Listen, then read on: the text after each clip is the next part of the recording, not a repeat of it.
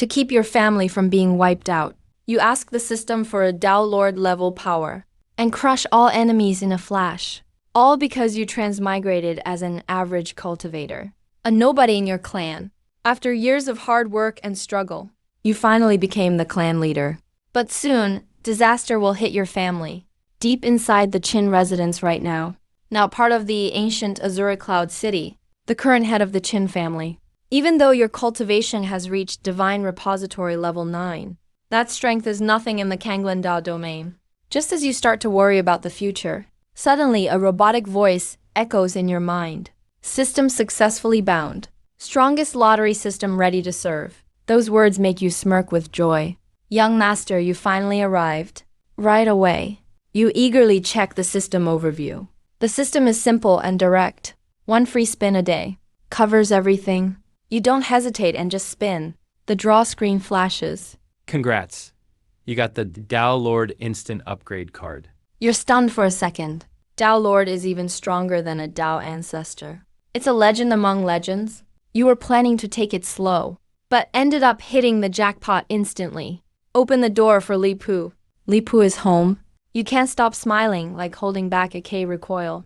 Who wants to work hard anyway? You instantly use the upgrade card. An unbelievable power surges in. You feel like you're soaking in a hot spring. So relaxed and comfy. Not long after, you open your eyes again. Your eyes reflect sun, moon, and stars. The world shatters. Now you're standing at the peak as Tao Lord. Every secret in the world is crystal clear to you. You can even see right past the Teksu Forbidden Zone. So this is what being invincible feels like. You're enjoying that hacked game vibe. Man, this feels awesome. Meanwhile, things are in chaos outside the Qin family. The Zhao Wu and Li families go all out. They surround the Qin family ready to kill. The Qin Grand Elder Qin Wensong is furious. Zhao family, Wu family, Li family, are you nuts? You want to wipe out our Qin family? Up in the clouds, the heads of the 3 families scoff. All of them at Divine Repository level. Peak level 9, looking down on everyone. Elder Wensong. Don't blame us. We're just following orders from Blood Fiend Hall. Today, the Qin family must die, by order of Blood Fiend Hall. The Qin clan turns pale with fear. That's the group ruling 100,000 miles, with powerful experts watching over, who dare mess with them. Right as they finish speaking, the 3 clan heads wave their hands. Their clans charge in like a massive wave. The Ning family trembles with fear, but no one runs, because behind them is home. But then something weird happens. The armies of the 3 clans, plus the leaders in the sky, with a loud boom, all fall from the sky and kneel on the ground. Can't move at all. 10,000 miles away. Inside Blood Fiend Hall, 4 reincarnation experts are instantly alarmed. Sectoid defenses. Killing aura everywhere. Even if a half-step Tao ancestor breaks in, they barely survive. But you just casually raise your hand, and it's like nobody's there. Just a trace of your aura shatters all their defenses. Could it be the God Emperor? They panic inside. Next thing, the sky before them vanishes.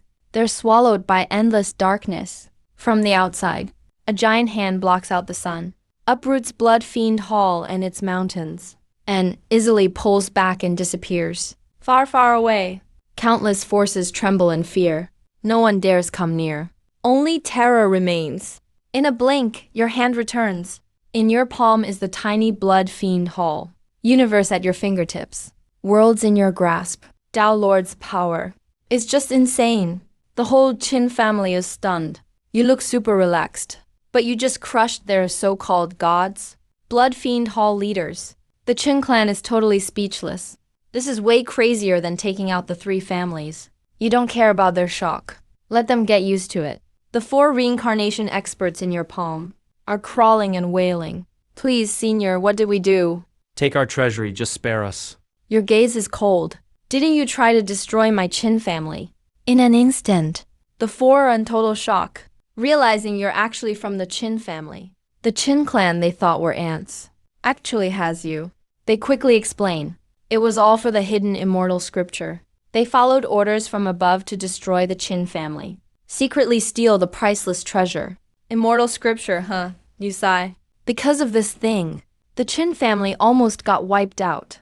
You have no interest in messing around anymore. You slowly close your hand. The countless disciples of Blood Fiend Hall and the 4 reincarnation experts only feel 5 giant pillars fall, overwhelmed by darkness, falling into eternity. The Qin family just sees your hand tighten, ruling 100,000 miles. With thousands of years of history, Blood Fiend Hall is gone, just like that. They feel like they're dreaming. It's just too wild. You sneer inside. If they're enemies, they must be wiped out, especially a hall as evil as Blood Fiend. You open your hand again? Endless books, treasures, and resources appear. Useless to you, but vital for the Qin clan. With just a thought, every resource of Blood Fiend Hall instantly goes to the Qin family. Library, treasury, armory, all upgraded instantly. The Qin family runs around in excitement. Even the respected elders stop caring about appearances. It kind of feels like after-school rush for food. You look at your palm. Only a stone covered in seals remains. This is the immortal artifact Blood Fiend Hall found. But to your Tao Lord eyes, it instantly sheds its disguise, revealing golden patterns and its true form. Celestial astral body. As soon as its aura leaks, you seal it up. Suddenly you remember. The immortal crystal the Qin clan has that Blood Fiend Hall sensed. You get a hunch. You look around, and soon find a rock used as a table wedge. Now in your hand, you make a strange face. You are really using this as a table wedge. Inside this stone is actually another celestial astral body, an ancient seal, countless times stronger than Blood Fiend Hall's. It only leaked due to time, and the years eroded it. The Qin ancestors were impressive. You get more curious. So you have another idea. Since we're free now, let's go check it out. Next second, your figure blurs, and you step into the void. An ancient, time-worn, endless river of time appears. This is a forbidden zone for all beings. Touch it and face backlash. But for you, as a Tao Lord, this is just child's play. You could even joke and call yourself Master Shi. Don't scrape around, just stroll leisurely. Head upstream. Waves surge beneath your feet. Each one is stunning. Historic legends rushing toward the young Tao patriarch defying fate. You're like an onlooker, witnessing everything. Going against the current all the way. Qin family's long history becomes clearer. The more you see, the more impressive it gets. You skip over a chunk of history and arrive at Qin family's peak era. A cycle of epochs, countless kings. Divine fire is nothing special here. Even half a Tao patriarch guards here. But what surprises you most is, you actually see a Tao patriarch. Wow, so the Qin ancestors really produced a Tao patriarch. You can't help but be shocked. You thought the highest rank here was a god emperor. You sigh at the ruthlessness of time. Such a powerful clan. Eventually declined this much. You watch for a moment.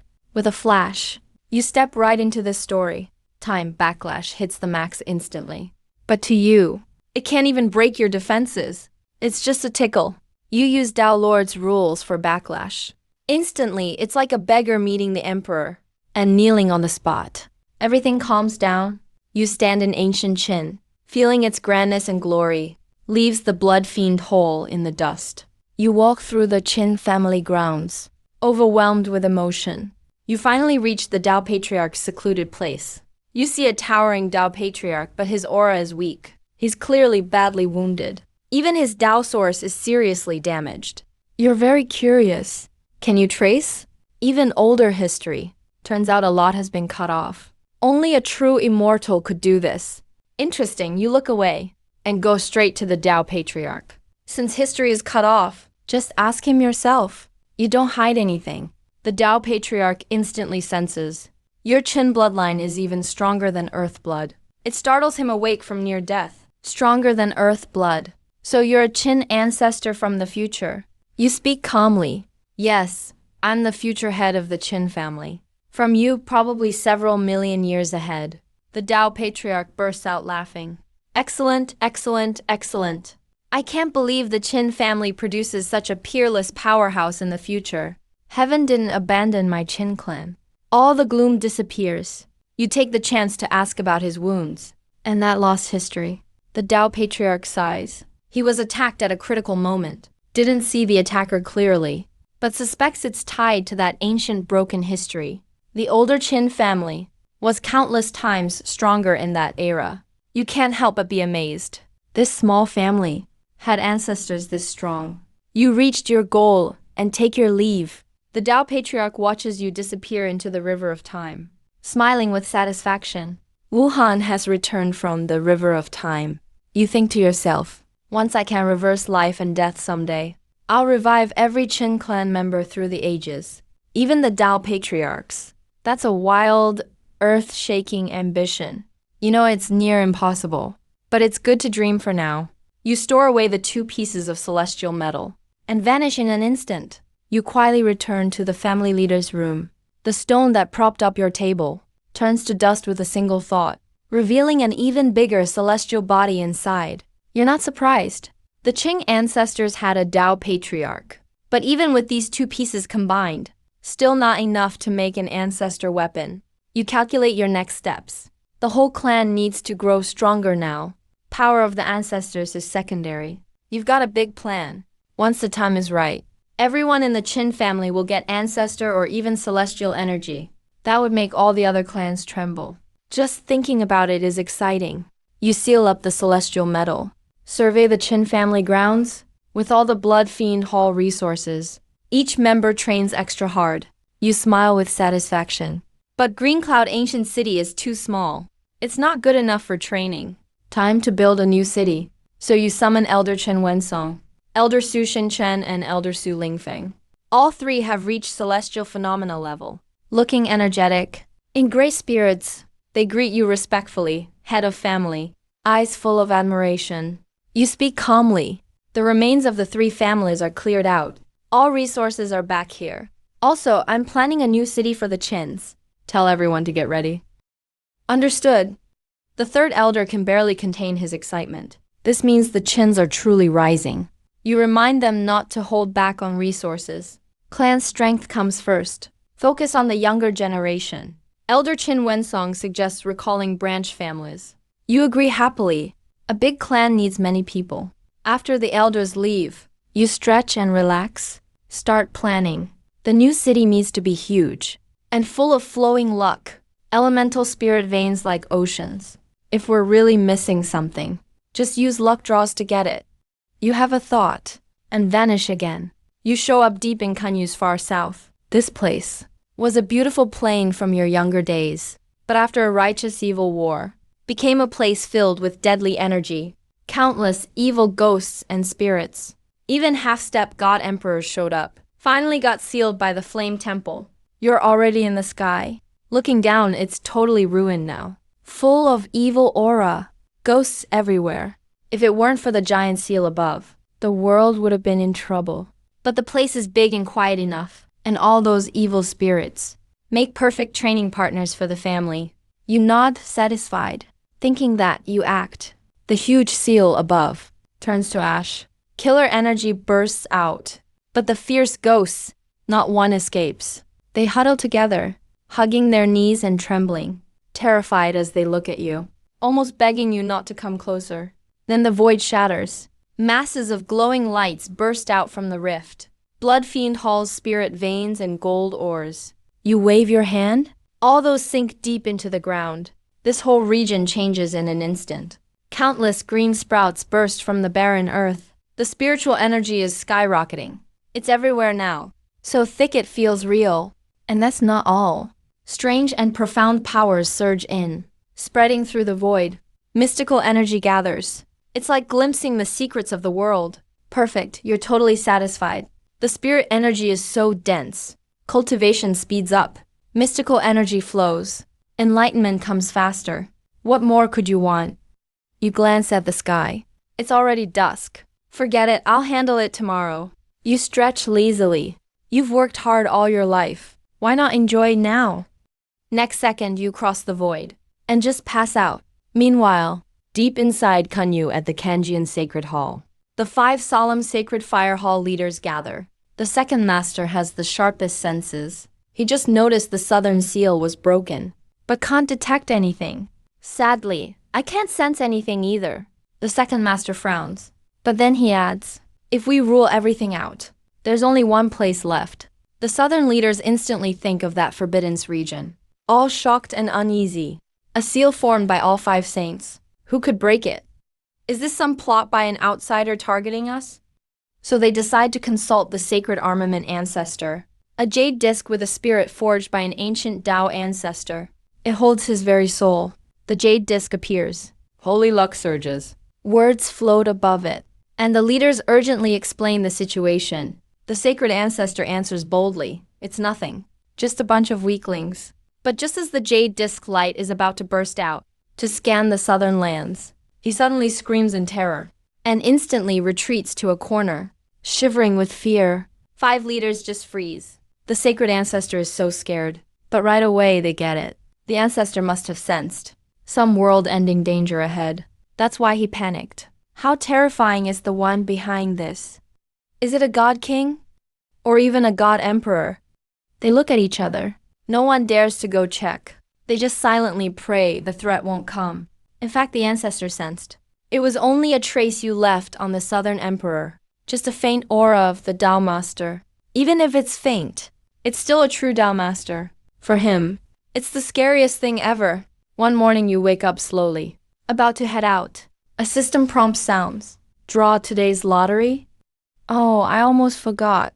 A thought and the lottery screen appears. It freezes on the familiar roll. Ding! Congrats, you got a Supreme Immortal Metal Blind Box.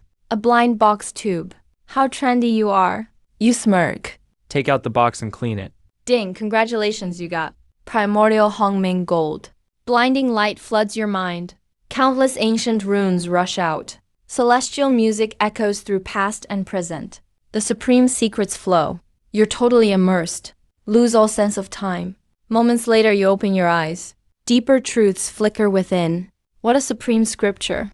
Even at your level, Tao Master, you've just scratched the surface. You're not worried. No one else can rival you anyway. Take your time. You're just about to lay back when the 3 elders arrive in haste. Master, the 3 great clans are gone. Their resources are secured, and all the branches want to return. Except one branch ran into trouble, needs help. You raise a brow, what happened? The poison lady was born weak, needs rare herbs to stay alive, and some forces are targeting them. Up to no good. You nod. In that case, take some people and help them yourselves. The elders take their orders and leave. You ponder silently. The 3 elders are strong, but might struggle against real threats. If that's so, might as well get some night watch. You look up and gaze around. The whole world. Nothing's hidden anymore. And yet it leads to a brothel. Might check out those wards later. Turns out it's 2 men behind it. My eyes need a cleanse. Young Master, spying on those books but blushing hard, As you keep watching, you lock in on your target. Vanish the next moment. The place goes dark.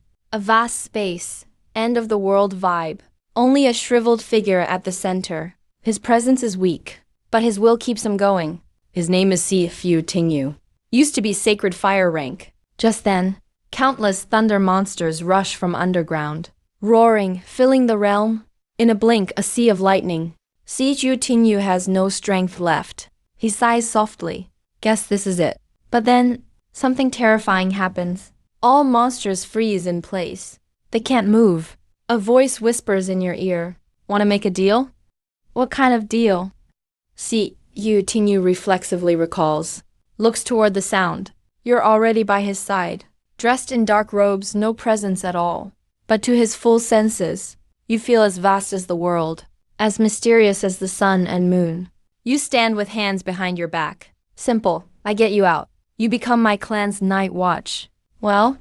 Chu Tingyu agrees instantly. Whatever it takes to survive even wearing a dress. Most important, you're so scary. Being night watch is only good for me. You nod, satisfied. This guy has a heavenly sword body. At his peak, as strong as a god king. He's trapped now. So it's the perfect chance. You sweep your gaze. Countless monsters still frozen. Silently turn to dust. Chu Tingyu is stunned. Those monsters, even at his peak, were tough. You just wipe them out instantly. This space is strange too. Even at full power, I couldn't shake it. Chu Tingyu shudders. Because it has a master. Just sleeping right now. You point it out right away, and without waiting for him to speak, you casually glance at the ground below. Meanwhile, deep underground, something shrouded in thunder and demonic energy suddenly senses a crisis, wakes up from slumber. Boom, the space trembles, the ground shakes hard, and bursts apart, all while Chu Tingyu watches in shock. A terrifying figure rises from the ground. An overwhelming force fills the air. Heaven and earth tremble. Countless souls wail. Chu Tingyu feels his whole body explode with fear. If you weren't here, he'd be crushed by the pressure in an instant. Is this aura from a Dao ancestor level being? No, he's not in his prime, just half a step into Dao ancestor. As for now, it's just a trace of his demonic will. You can explain however you like. The monsters here are born from his demonic thoughts. No matter how many you kill, more will appear. Chu Tingyu's eyes go wide. Seriously? Just half-step Dao ancestor? Just a wisp of demonic thought from a Nine Heavens peak expert. But he's even more shocked inside. Even so, this person in front of him is still so calm. Are you also a half-step Dao ancestor, boss? Meanwhile, that demonic will has already locked onto you. Seeing the bloodline in your body, he's filled with hatred and rage. Loses all reason, roaring and charging at you. This bloodline. The reason his true self died back then is obvious. Just a shred of will. Didn't even get close before turning into light and vanishing. You instantly catch a trace of memory. This Lei Ling calls himself the Thunder God, but was killed by a Qin family Dao ancestor in just 3 moves. Who'd think that being a night watchman, you'd still bump into something involving the Qin family? You feel impressed.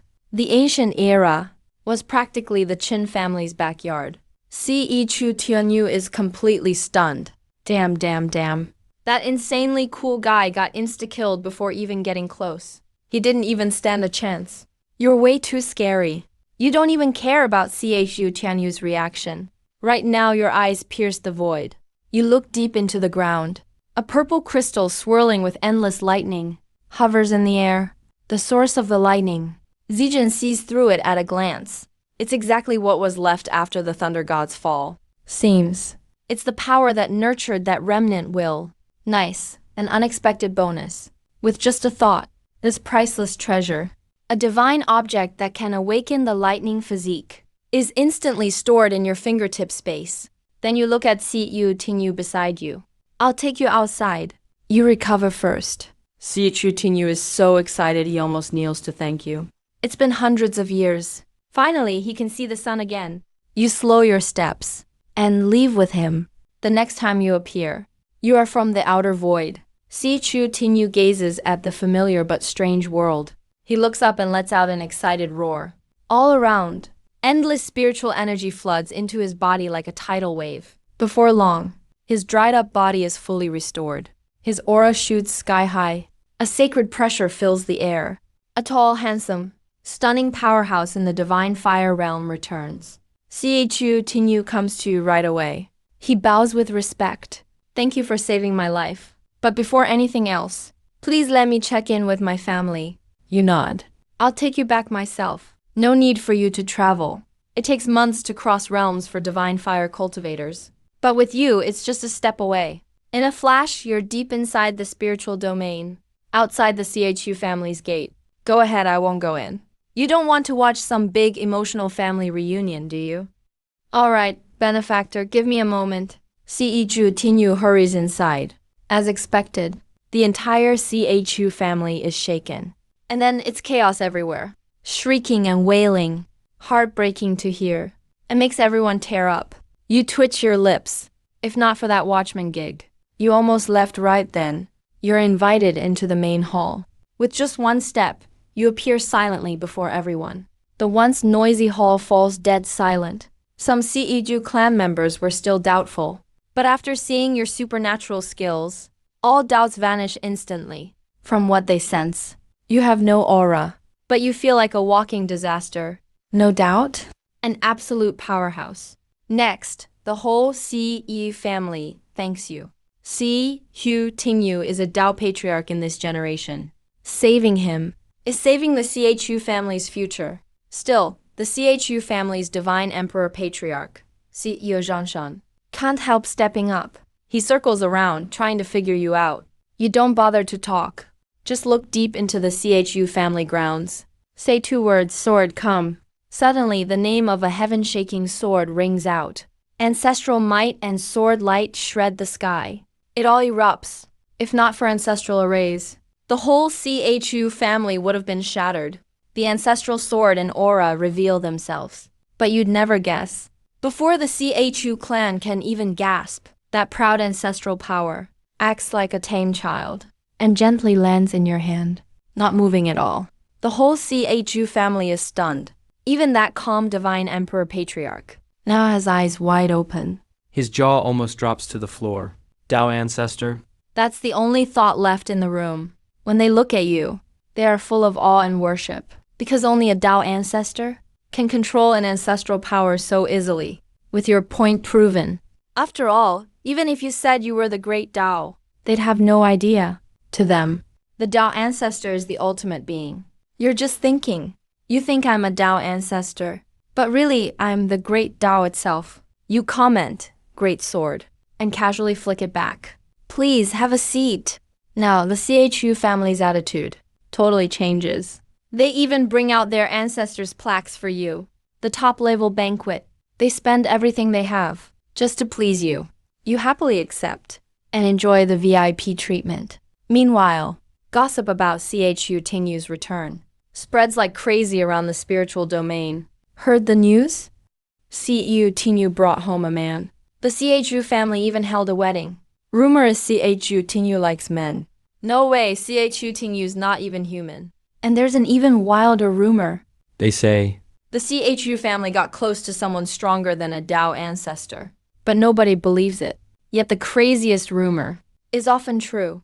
The next day, you and CHU Tingyu step out before the CHU clan's respectful eyes and return to the Qin family in Kunyu. Clan leader, we're here. CHU Tingyu is still a bit dazed from crossing realms. Yeah, this is the Qin family. You point down. Stop calling me Tao ancestor. Just call me clan leader. Okay, clan leader. Tingyu looks down at this weak family that he could destroy with just a puff and is shocked inside. Such a weak clan. But its leader is actually a supreme Tao ancestor. Seriously? Even dumb novels aren't this wild. Meanwhile, far away, thousands of miles off, 3 Qin clan elders are dealing with family business when they're surrounded by people from Senluo Palace. Leading them, Sun Feng scoffs. Suddenly, divine presence falls from the sky. Princess Senluo. Luosha appears herself. Her eyes instantly fix on someone. That weak, purple-haired girl in the Qin family. Supreme, master of all thunder. Luosha's eyes are full of greed and excitement. If I use a soul-stealing art on her, I'll soar beyond divine realm. A bunch of aunts dare block me. Luosha looks down. Her majestic power crashes like the skies falling. The whole Qin clan is hopeless. They can't even move. But just then, a heroic man appears against the light. His mere gaze sweeps away that almighty presence. Luosha lets out a scream and falls from the sky. Blood splatters everywhere. Her divine might is wiped out. it's Chu Tingyu. He's copying you, killing with a glance. Boss level. Everyone below is stunned. As they snap back to reality, they look at Princess Senluo on the ground like a dead dog. Everyone is shaken.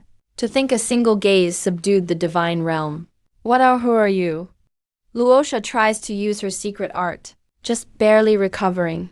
She asks in terror. Chu Tingyu can't be bothered, and fires off another glare. This time Luosha can't even scream. And she's turned to dust on the spot. Unstoppable might. Everyone is now scared to even breathe.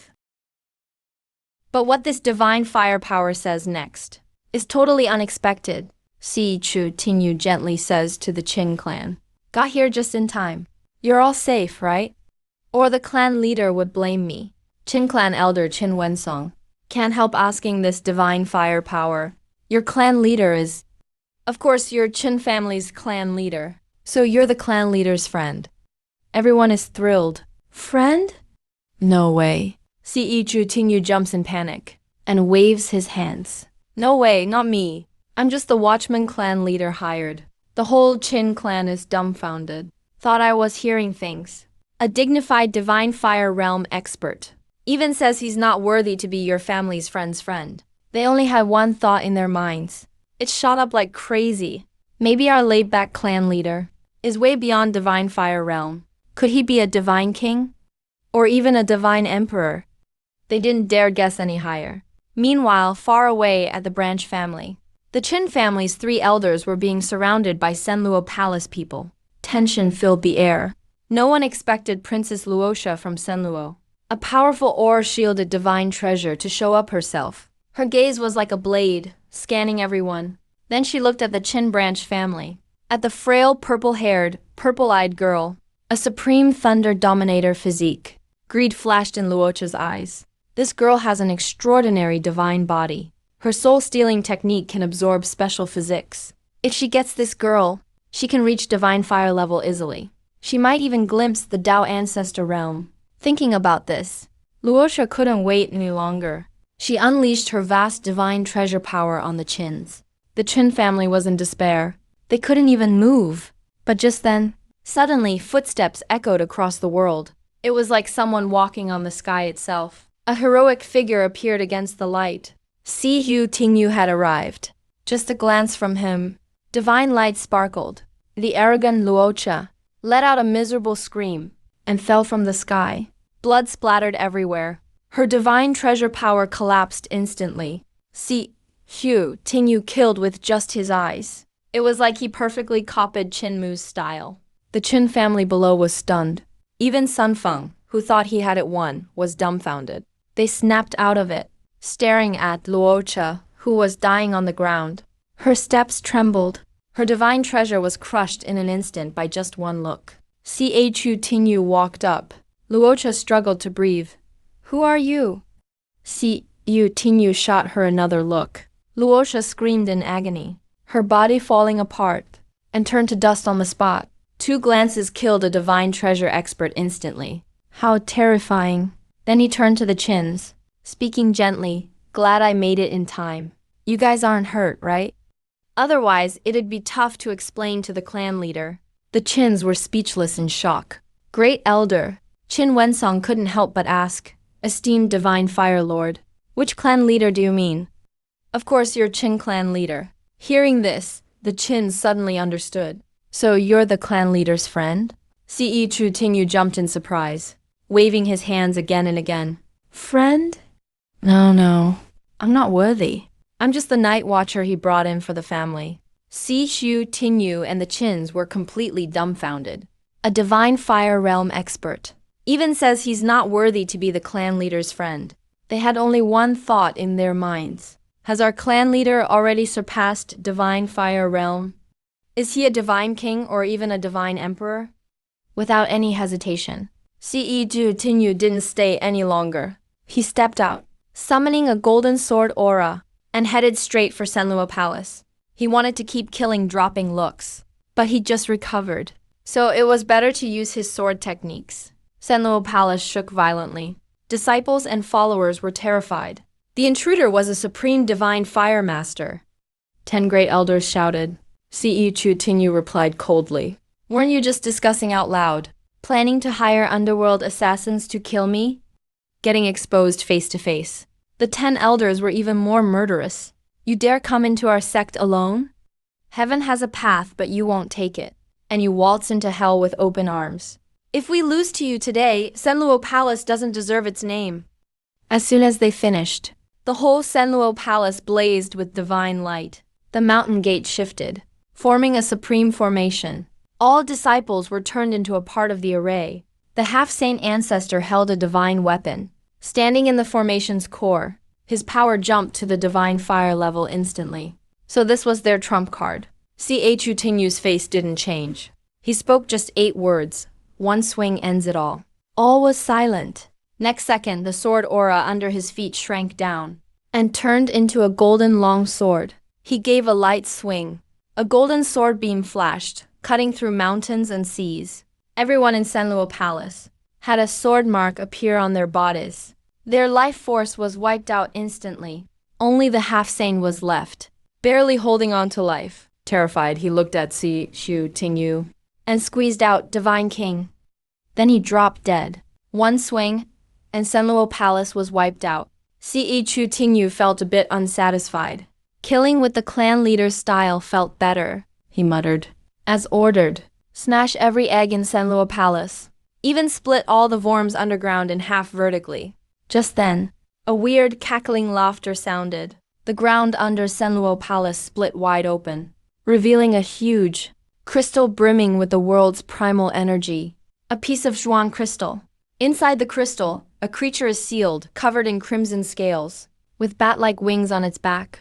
A bizarre being with 3 mouths, 4 eyes, and 6 ears. Chu Tingyu was stunned. That's a primeval alien race. Primeval alien race. Countless years have passed. Have your humans already forgotten how mighty my Asura clan was? Inside the Zhuan crystal, the alien being's terrifying spiritual power surged.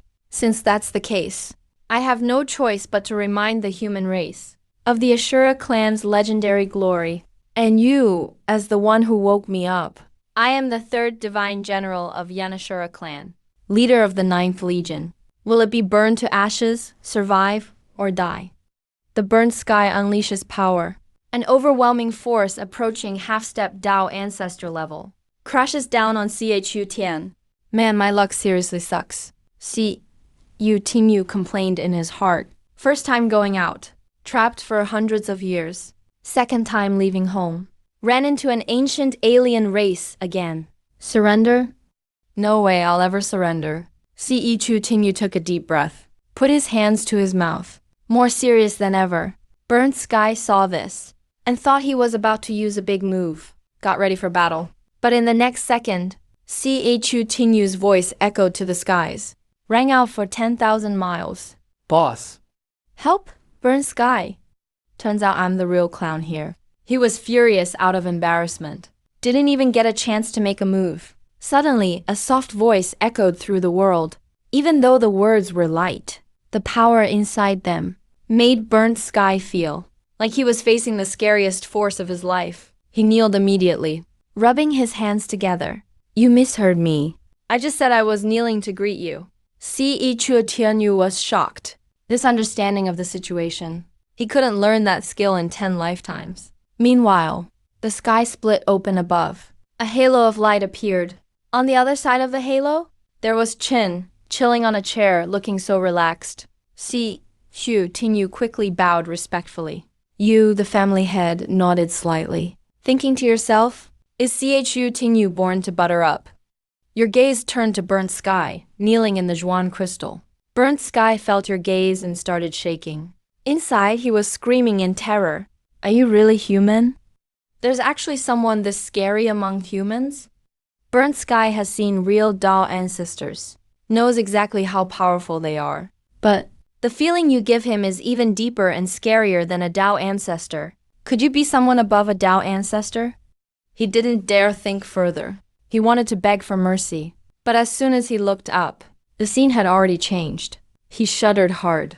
Above his head, there were massive, deep-set eyes like the sun and moon, looking down at him, staring silently. Only now did Burnt Sky realize he'd already left the underground cell. Now he was in your palm, Chinmu. When did that happen? Silent, instant movement across millions of miles. That's insane. From Burnt Sky's view, he was moved from the underground of Senluo Palace to your palm in the blink of an eye. But in Chu Tingyu's view, he only saw the Senluo Palace vault disappear. Then, you instantly appeared in your palm, millions of miles away. You barely even moved? Such a cheap move. Such an explosive display of force. Definitely made a mark on Chu Tingyu's young heart. After a brief chat with Chu Tingyu, reminded him to come back soon. You waved your hand to close the space and disappeared. Chu Tingyu respectfully saw you off and followed your instructions precisely, breaking eggs and slicing worms as you said. After checking everything carefully, He left satisfied with all the resources he'd gathered. the Chin mansion, you ate some fruit at random. Eyes on the Burnt Sky in your palm. He was acting so well-behaved now. Kneeling quietly in the crystal, looking like a kid who just got caught. Kid couldn't help roast himself. Have you ever seen a million-year-old kid? Just shook his head, spoke to Burnt Sky. Tell me. Everything you know about the Asura clan. Burnt Sky didn't hesitate at all. He spilled everything, even gossiped about the Asura clan chief. But you listened with interest and found it was all just random info. As for the origin and purpose of the Asura clan, he knew nothing. He was just a minor legion commander after all. Rank too low, had no access to the top secrets. That's all I know. Burnt Sky answered very carefully. Afraid you'd just squish him if you got mad. You just answered with a casual HM. You weren't really paying attention to him at all. Your eyes were scanning the whole world, looking for other sleeping ancient aliens. Turns out they're all like Burnt Sky. Low-ranking types. Interesting. At first you thought the Qin family's long history was already the world's biggest mystery. But it turns out there's more hidden beyond that. A strange look flashed in your eyes. You had a thought. All info about primeval aliens in this world was instantly at your fingertips. Sadly, most records were just names and power levels. Nothing about their origins, reasons for coming, or why they vanished. No info at all. Looks like I'll have to travel the river of time myself. Your eyes sparkled. Previously, when you went back in time, just to check the Qin family, you skipped a chunk of history. Now, thinking back, that part was probably when the Asura clan was at its peak. You decided instantly, body blurred, and stepped into that higher dimensional space again. Burnt Sky was in your palm, covered by Tao Lord's power. So he came along too. Then he saw the wildest, scariest thing in his life. A vast and endless river of time, cutting across the world, flowing on, majestic and unstoppable. Wenshin was so scared he lost it. The river of time is actually real. Legends really do come true.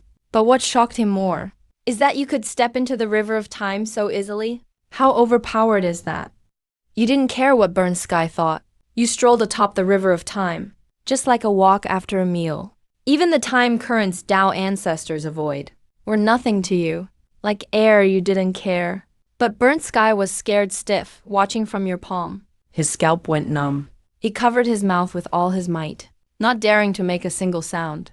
Afraid you'd just toss him aside. If that happened, he'd probably last less than a millionth of a breath. Time instantly broke me down to dust. Clip-clop along the river of time. Eternal silence. Only your ancient, powerful footsteps echo. Sure, you stop walking. You look down. Fenshin is barely calm again. He peeks out, curious. After all, he wouldn't dare use his divine sense to explore. That would mean instant time erosion. But when his gaze fell inside, his pupils shrank. He saw ancient history through the river of time. To be exact, it was the history of the Asura clan. Just as Fenshin tried to keep watching, he suddenly realized he'd already stepped into the river of time alone. Shasterisk T. Fenshin panicked inside. I'm dead.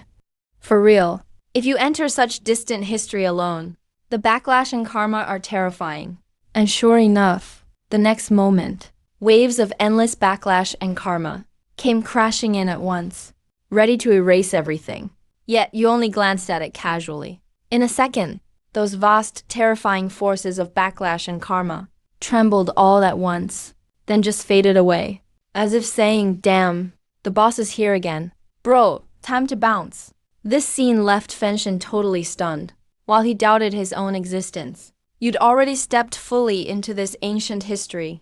To be precise, you stepped into the Asura clan's gathering place. Originally, you didn't plan to enter the timeline itself. Watching from outside the river was enough. But you realized the Asura clan was different. They're from outside this world. Now, you already command the Tao. You've shattered chaos. You could leave this world with ease. But with your current strength, outside this world, you aren't exactly weak, but definitely not unmatched. There are Tao Lords, and maybe even beings above them. So, until you're truly invincible, you wouldn't expose yourself on purpose. In that case, all you can do is ask the Asura clan's strong ones directly, then erase their memories afterward. That's the safest way, which is why you finally chose to step into this ancient timeline yourself. Right now, this old Asura clan gathering place brings together hundreds of clans. Endless Asura clan elites shake the stars. Divine power shakes the world. especially in the divine realm's center. Here sits the strongest of the whole Asura clan. 100 full Tao lords stand guard.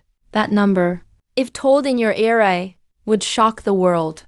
These 100 Asura clan Tao lords. Some battle, some meditate, some practice their understanding.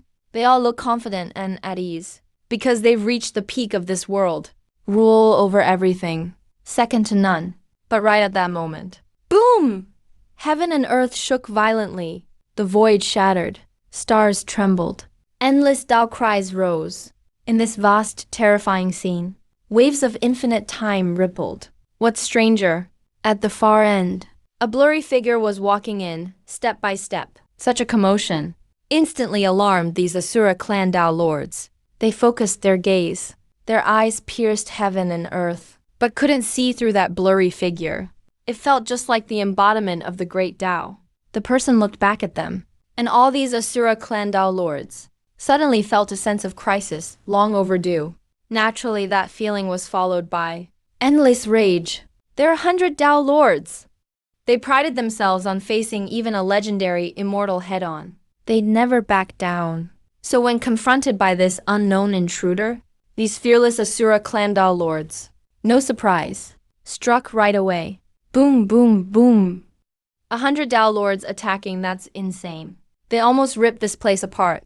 If this divine realm wasn't made of stuff from outside, it'd have already been dust. Even so, it shook the whole world. Sun, moon, stars, all got dim. Every Tao trembled.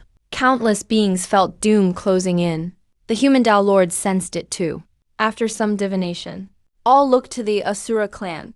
At that moment, you sat on the divine throne, just nodded lightly to the human Tao lords, then turned and stepped into time, and vanished.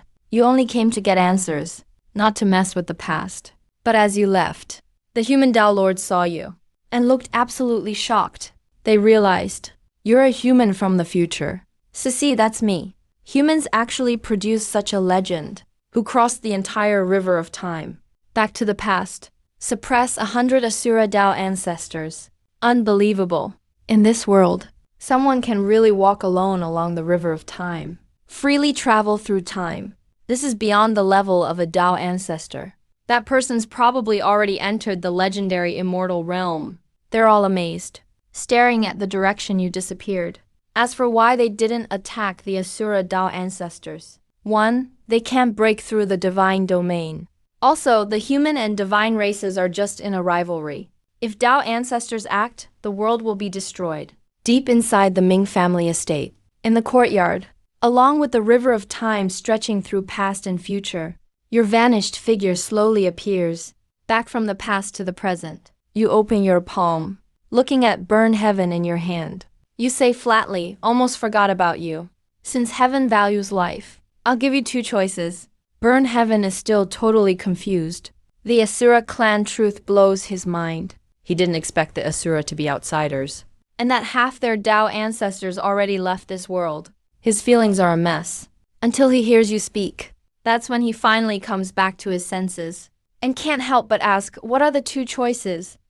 The first option, join my family and become a night watcher. Second option, join my family and become a night watcher. Which do you pick? Classic. At first, Burn Heaven thought you were being generous. But hearing the second choice, he instantly feels cold inside. The hell, is this a real choice? You could have just threatened him, but instead you pretend to give him options. He could complain, but facing someone who snaps fingers and can crush 100 Asura Tao ancestors, he absolutely wouldn't dare say a thing. So he just quickly replies, I'll be a night watcher for your family. Good. Smart people know when to adapt. Relax and do your job well. You'll be rewarded in the future. You give a satisfied smile. Think for a moment and release him from the crystal. Of course you didn't really forget about him. The reason you brought him along was just so he could see for himself how you crushed the Asura clan and shattered the Tao ancestors' hope. After that, just a little pressure, and he'd naturally submit. Yes, clan leader. Now that he's fully loyal, Burn Heaven actually feels at ease. Just then, the void ripples. Chu Tingyu walks out. Though he left after the 3 elders, he's still at divine fire stage. So he tore through space and got back much faster. As soon as he's back, he spots Burn Heaven sitting by you, looking so humble and obedient. It's obvious you've tamed him. C.E. Chu Tingyu is impressed, worthy of being the clan leader. Taming an Asura clan master so fast. That's just wild. He had no idea. You actually took Burn Heaven and wrecked the Asura base together. Burn Heaven also sees C.E. Chu Tingyu, looking a bit awkward. After all, he was saying he'd make C.E. Chu Tingyu his slave. Never expected they'd end up as colleagues. C.E. Chu Tingyu walks right up to you, reports the Sinluo Palace cleanup results, and hands you a bag full of resources. You take the pouch and reply, "Great work. Keep it up." Then you turn to Burn Heaven. Repeat what you told C.E. Chu Tingyu before. Again, word for word. Burn Heaven's reaction is even stronger than C.E. Chu Tingyu's. He's never seen such a ruthless cleanup. That reminds you of something. You pull out a jar of elixir from your finger space and toss it to C.E. Chu Tingyu. This is your reward for the mission. Take it. Chu Tingyu grabs it curiously. Opens it and sees it looks just like regular water, just a bit darker. But it was a Tao ancestor's reward, so he just gulps it down. The next moment he feels that plain liquid, once inside him, turns into waves of weird energy rushing through his body. In an instant, C.E. Chu Tingyu realizes his life just got 1,000 years longer. That seriously shocks him. In this era, what's the rarest panacea? No doubt it's gaining more years of life. And this elixir gave him 1,000 years. He asks curiously. You reply casually. This is Legendary Dew. Legendary Dew. Weird name. But after drinking it, he got 1,000 more years. Pretty awesome. Yeah, that name fits. Meanwhile, Burn Heaven hears this, and his eyes light up, like a single guy seeing his dream girl. After 30 years alone, unlike C.E. Chu Tingyu, his lifespan is almost up, and sitting here is a 1,000-year elixir. How could he not go nuts? Dan, the boss is just built different. Everything he dishes out is crazy. He screams inside. Of course you notice both their reactions, but you don't say much. This is nothing yet. Wait till they see something even crazier. That'll scare them half to death. You wave your hand, telling them to hide. Then you chill in your chair, glancing at the resource pouch. Think for a bit. Stuff inside sorts itself. Even toss that holy weapon into the arsenal. After all that's done, you lean back and relax. But in your mind, still thinking about the material for the new city, you're totally indecisive. Can't make up your mind? Whatever, not in a rush. Maybe you'll discover something new soon. Your motto is no hustle, no burnout. You gladly lay down and sleep till the next day. Next morning, you're jolted awake by the system cue. Like, can you be more chill, little assistant? Let me wake up naturally. Then remind me about the lottery. The system doesn't reply, just shows an okay sign in your head. You're a bit speechless, but you don't mind. A promise is a promise. So you start the fun lottery round. Skip the animation. Get to the final result. Ding! Congrats!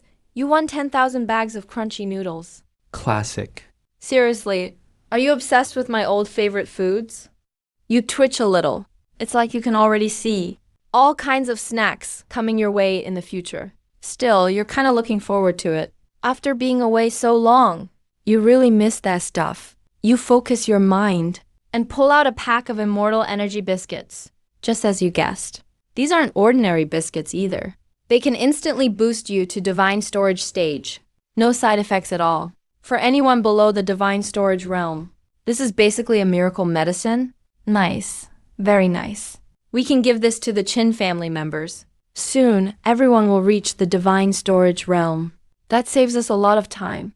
You're thrilled, because there are plenty of family members under divine storage realm. Plus, with the branch families joining in, these fasting immortal pastries came at the perfect time. You quickly grab a pack for yourself, rip open the wrapper, and happily start eating.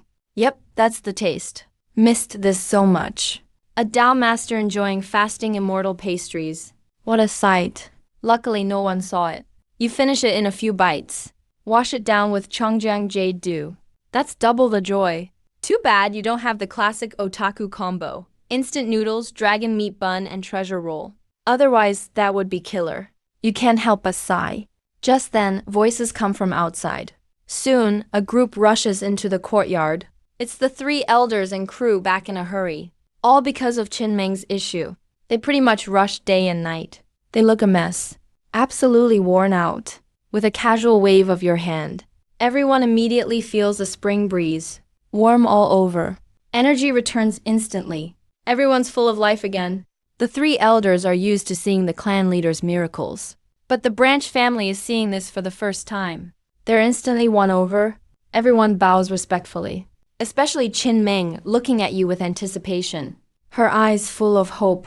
You give a slight nod. No need to stand on ceremony. Su Zhao steps forward to speak. But you stop him with a wave. I already know what's going on. The Supreme Thunder God physique is hard to awaken, but not impossible. You sound calm. Looking back in history, people failed to awaken simply because they didn't find the right way. No matter how many resources they had, without pure thunder power to nourish it, it's useless. You've never seen this physique before. But as a Dao master, you can see through its nature in one glance, and point out the key in an instant. Everyone suddenly gets it. But a new problem comes up. Pure thunder power is super rare. They say only 9-day tribulation lightning has it. And it's not something you can just get. How do you get it? Facing everyone's doubts. You just say 2 words. Thunder, come. See, Chu Tingyu suddenly starts working hard. Of course you notice. He used to slack off a lot. But now, a little pressure gets him moving. You're glad to see it. After all, once you all get to the chaotic realms, you'll need these night watchmen to hold the fort. You stop paying attention to him and look up at the endless starry sky, trying to find some building materials.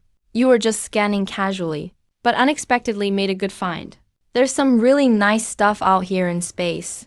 Just as you finish saying that, you suddenly vanish without warning. At the same time, in the Infinite Star System's Star Hall, the Centennial Ritual is happening. Crowds as far as the eye can see. Brilliant rays shine everywhere. But inside the Stargate, the feeling is totally different. A deadly tension fills the air. 3 Star Emperor Masters stand in midair, staring seriously into the abyss below. Sealed inside is the dark evil will, born after the Star Dao ancestor painted. This thing can't die, and grows stronger every day. Now the seal is about to break. The only option left is to use the ritual to summon the Star Core, and gather everyone's power to hold it down. Headmaster Aying Shu says in a deep voice, "Ji ga ga ga." It's useless. An evil laugh echoes from the abyss. I'll be out soon. I'll absorb all negativity in the world, other than this world. Then I'll be the Dao ancestor. I'm way ahead, no way I'll lose. The 3 headmasters snort in reply, then head off to the ritual. The ceremony begins. All 3 headmasters start making seals and chanting spells. Bela Magical Fairy. Suddenly the void shatters. A shining star core appears, dripping with endless starlight. Slowly it descends. Everyone gazes at it in awe. Just then, something terrifying happens. A figure suddenly shows up above the star core. Then the star core shakes violently, turns into a stream of light, and flies into that person's hand. Dead silence. The 3 headmasters' eyes nearly pop out. That's the star core crafted by the Dao ancestor. And that person obviously is you. You ignore the shock below. With the core in hand, you focus your mind. You pull out a huge, super tough special metal or... Then with a wave, the core flies back down. You have no interest in the core. You just wanted the ore, this kind of metal or... Definitely isn't produced in your world. You look at the ore in front of you. Tap it with your finger. So, ghost friend, can you answer my question? Suddenly, a shadow flies out from the ore, forming into a dazzling woman's figure. A phantom with a legendary presence. This is the soul of a Dao ancestor. If the people from the Stargate were here, they'd definitely shout, "That's Star Dao ancestor." The Star Dao ancestor stares at you. Her face full of awe. You've surpassed the Dao ancestor and entered the immortal realm. You stay silent. Just release a bit of Dao Master aura. In a flash, the Star Dao ancestor feels like a tiny ant, facing a world-ending flood. Her soul almost shatters. Thankfully, you pull your aura back right away. Still, she can only stabilize herself by unleashing all her ghostly power. You glance at her, interested. Did you switch to cultivating as a ghost? Guess things backfired for you. She gives a bitter smile. Back then, her time was almost up, so she tried to live again, but didn't expect that the metal ore mixed into the star core would suck her in to keep her soul from fading away. She had to force herself to become a ghostly being, stuck there for endless years, until you freed her today. After explaining, she bows to you respectfully. Thank you for saving my life, friend, and for saving my infinite star, stuck in the ore. She still picked up some things about the outside world. She knows how dangerous that dark evil will is. Let's make a fair trade, you reply calmly. But your mind is already making plans. This metal ore can hold a Tao ancestor's soul. It's harder than immortal metals, probably from the chaos outside this world. Perfect for building things. But honestly, more than the metal, you're more interested in the Tao ancestor before you. Having a Tao ancestor level follower would be amazing. Wanna join me? Your issue with not being able to get stronger. I'll fix it for you from now on. How about just making empty promises? The star ancestor didn't hesitate. He dropped to one knee. Blood Liuli greets you. In front of those immortals, even an ancestor has to bow. Just call me master. You're the third night watcher of the Shin family. You're in a great mood. You subdued an ancestor. Next is building the base. Your eyes sparkled.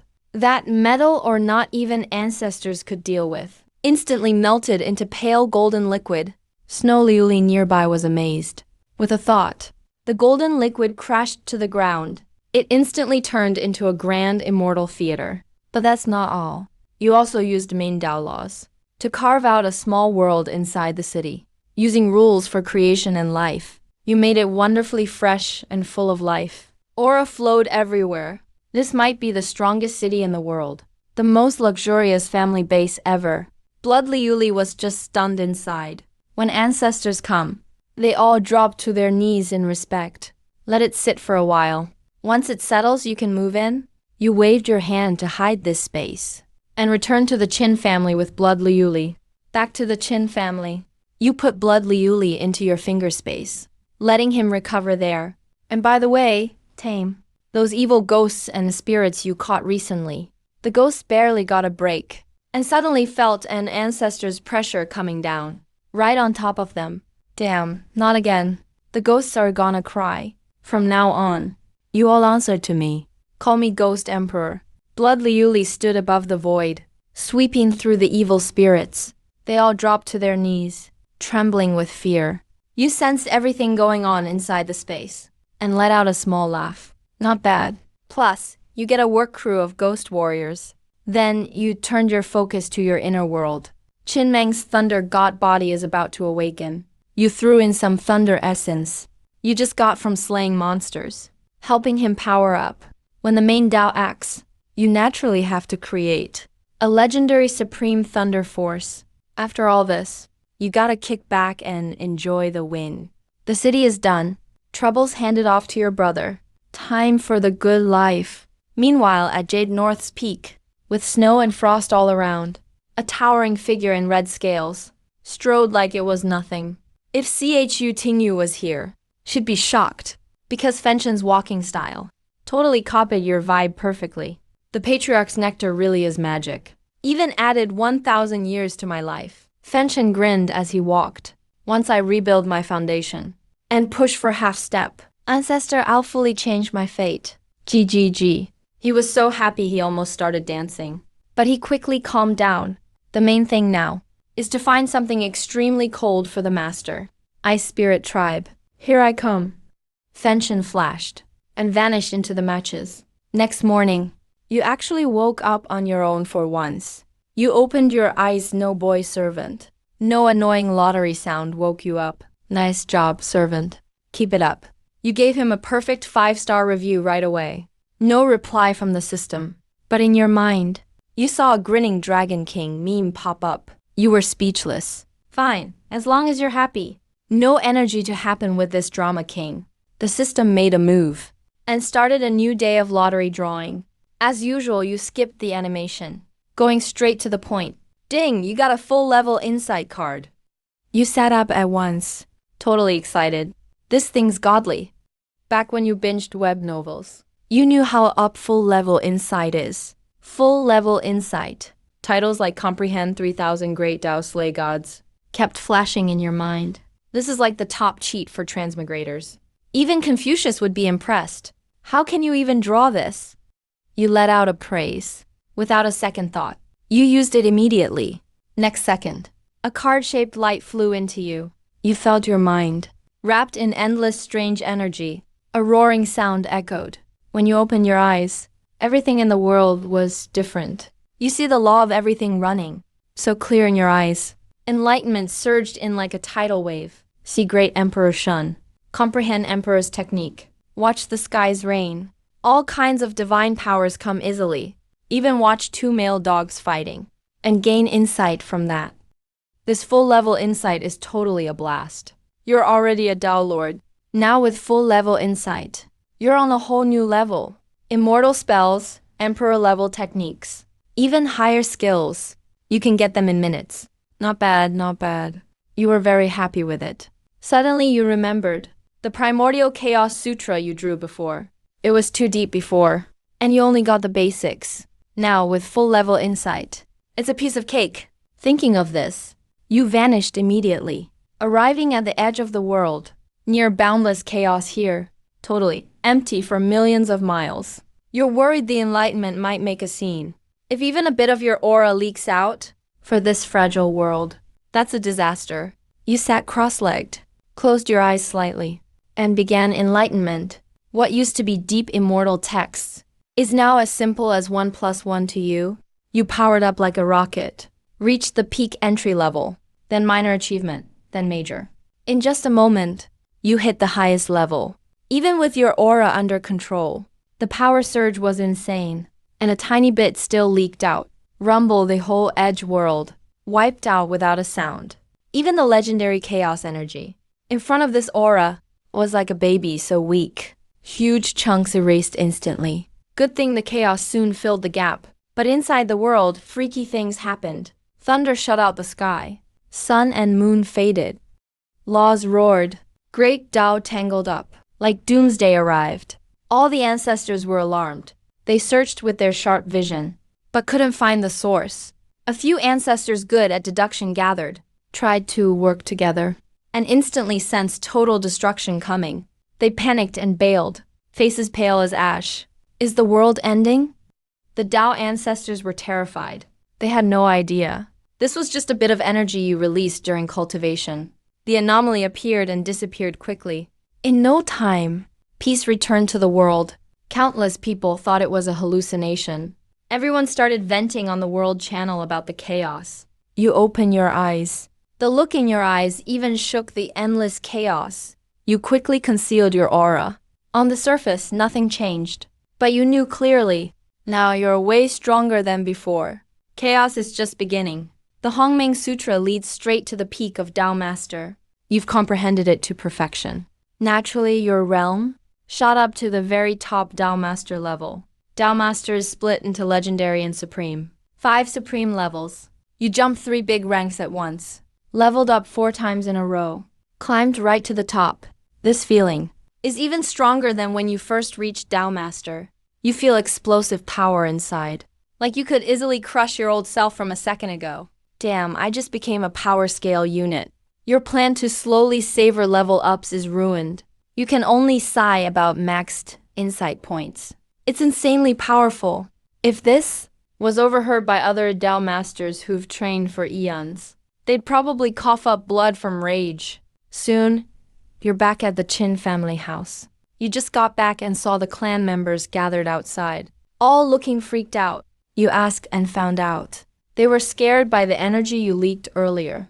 You casually say it was a hallucination, but secretly blame how fragile the world is. Guess I'll have to break through in the deep chaos next time. After everyone left, you have an idea. Now that you have maxed insight, it's time to upgrade the Qin family's techniques. At first you wanted to just copy something, but realized everyone has different talent. Forcing it might not be good. Now you can tailor techniques for them directly. With my level of insight, I can totally create easy but powerful moves and perfectly fit the Qin family. Most importantly, it needs a method to purify the bloodline. The Qin family used to be a top clan. though the blood has been diluted. It can still be purified and strengthened. Getting back to the top or beyond is easy. You start crazily researching, but soon realize you lack enough basic material. Even maxed insight needs data to work with. Next second, you have a thought. Your Tao Master spiritual sense covers the whole world. Every technique, power, and secret is copied instantly, then pasted right into your mind. With all this data, you quickly finish your job. The 9 Heaven Star technique is super easy to learn.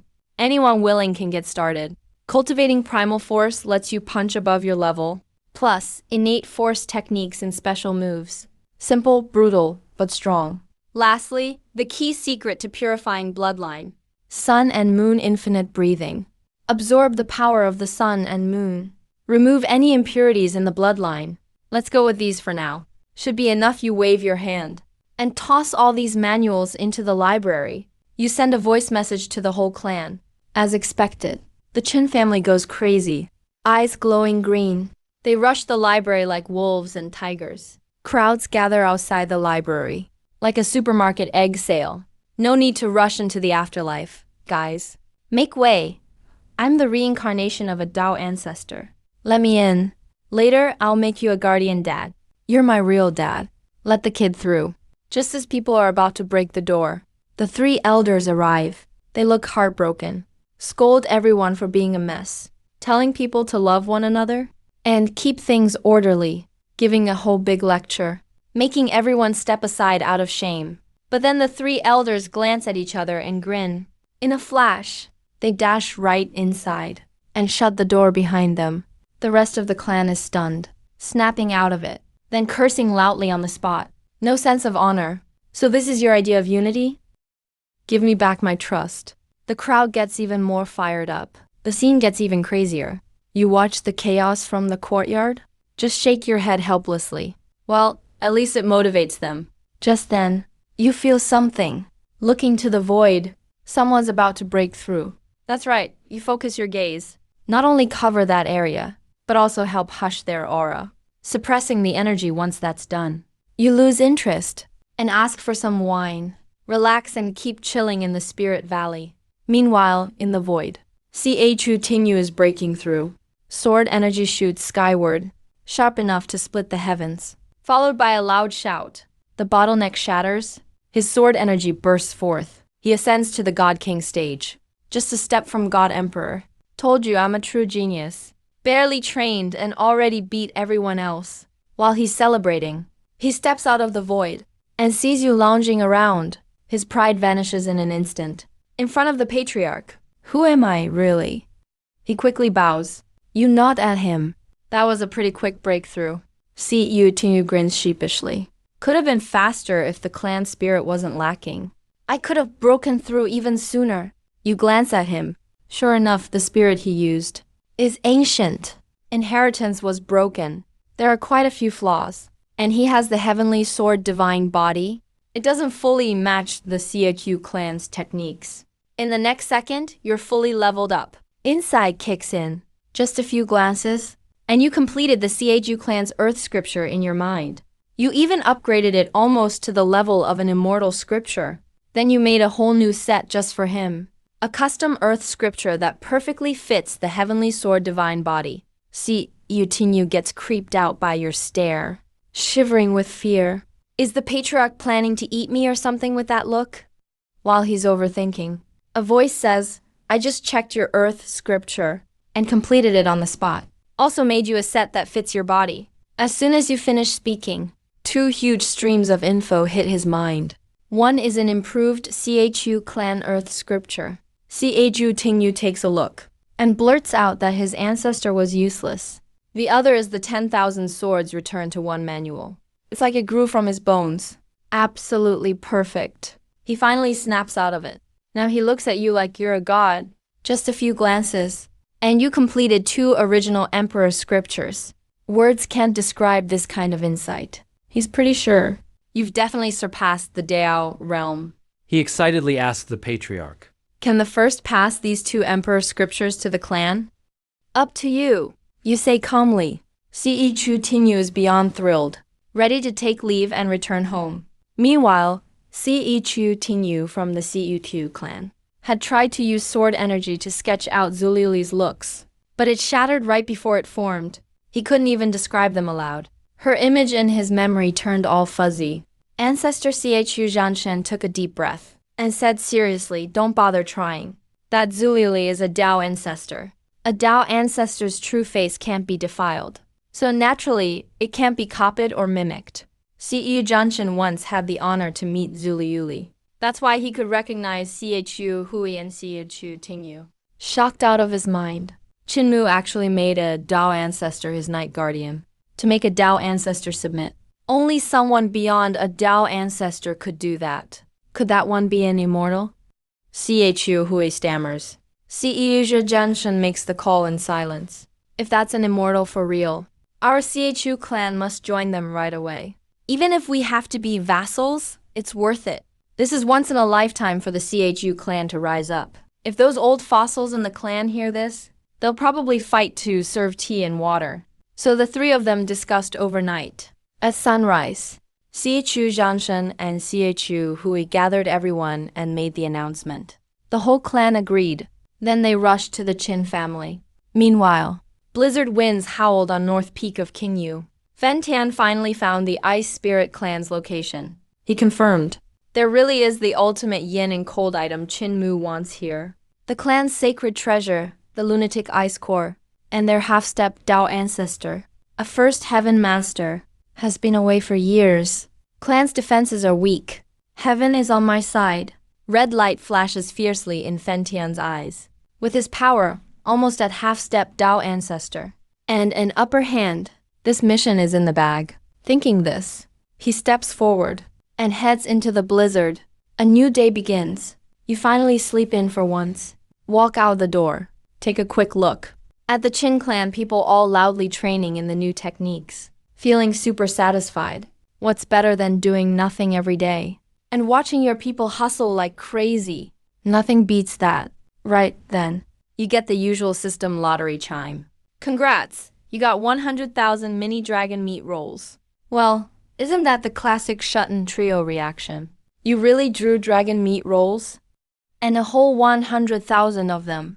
Nobody does lotteries like you, man. In all your lives combined, you've never seen so many starchy sausages. System coldly drops a just a little treat meme.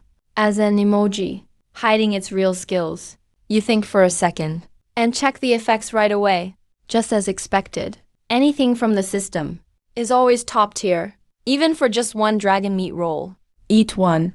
Your cultivation speed is 10x faster for 24 hours. Doesn't stack, but no side effects at all. No doubt about it. This is the perfect tool for creating gods in bulk. You casually take one out, unwrap and pop it in your mouth. Tastes pretty legit. Just too tiny. One bite and it's gone. You use voice transmission to call 3 elders over. Soon after, all 3 old guys hurried in, muttering to themselves. Clearly, you just dragged them out of the library.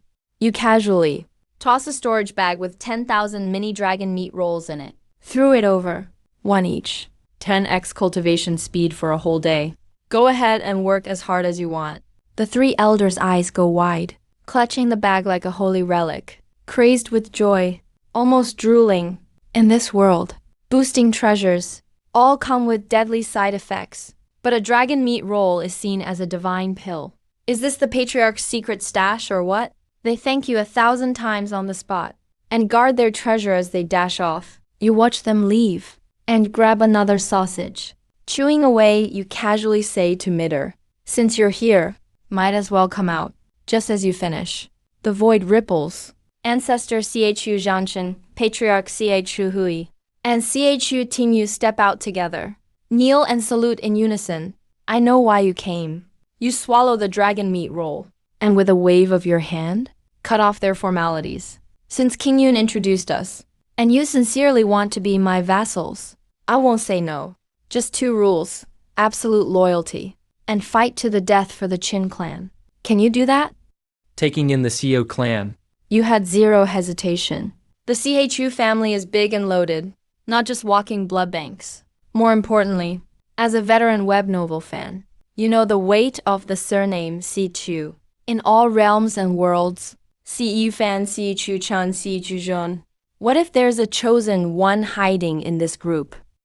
We swear loyalty. If the patriarch turns on you, I'll kill them myself. Si Shu Zhanshan is so excited he's shaking, and quickly offers a storage ring filled with tribute resources. You toss back a matching storage bag. We're family now, so here's your greeting gift. Take it back and share it. One each. 10x cultivation speed for a whole day. The 3 CHU clan members open it, and their eyes almost pop out. Barely just pledged loyalty, and you're giving out insane treasures. The 3 look at each other in shock. All I could think was to cling to this powerful figure. The CHU family is about to rise. Today's the day. They started bowing non-stop, then rushed back to the CHU family in a hurry, just to let you relax in your rocking chair. Casually sorted all the CHU family resources into storage. Suddenly you raised your eyebrows. You sensed a ripple from the distant far north. Did you get the extreme yin and cold item? Meanwhile, outside the icy palace at the frigid tip of Blue Jade's far north, Fen Tian was hiding in the shadows. He'd already sneaked into the Ice Spirit clan's core zone. But he couldn't take that final step, because that palace guarding the clan's sacred treasure was surrounded by killer arrays, especially deep inside. There was a terrifying restriction exuding deadly danger, 100% left behind by the first-generation Dao ancestor of the Ice Spirit clan. Even a half-step Dao ancestor would die breaking in. To finish this mission for the boss in style, he had to cheat. Fen Tian gritted his teeth and pulled out the plain wooden token you tossed him before. It looked so ordinary. He held it to his forehead, closed his eyes and charged straight in. What happened next was jaw-dropping.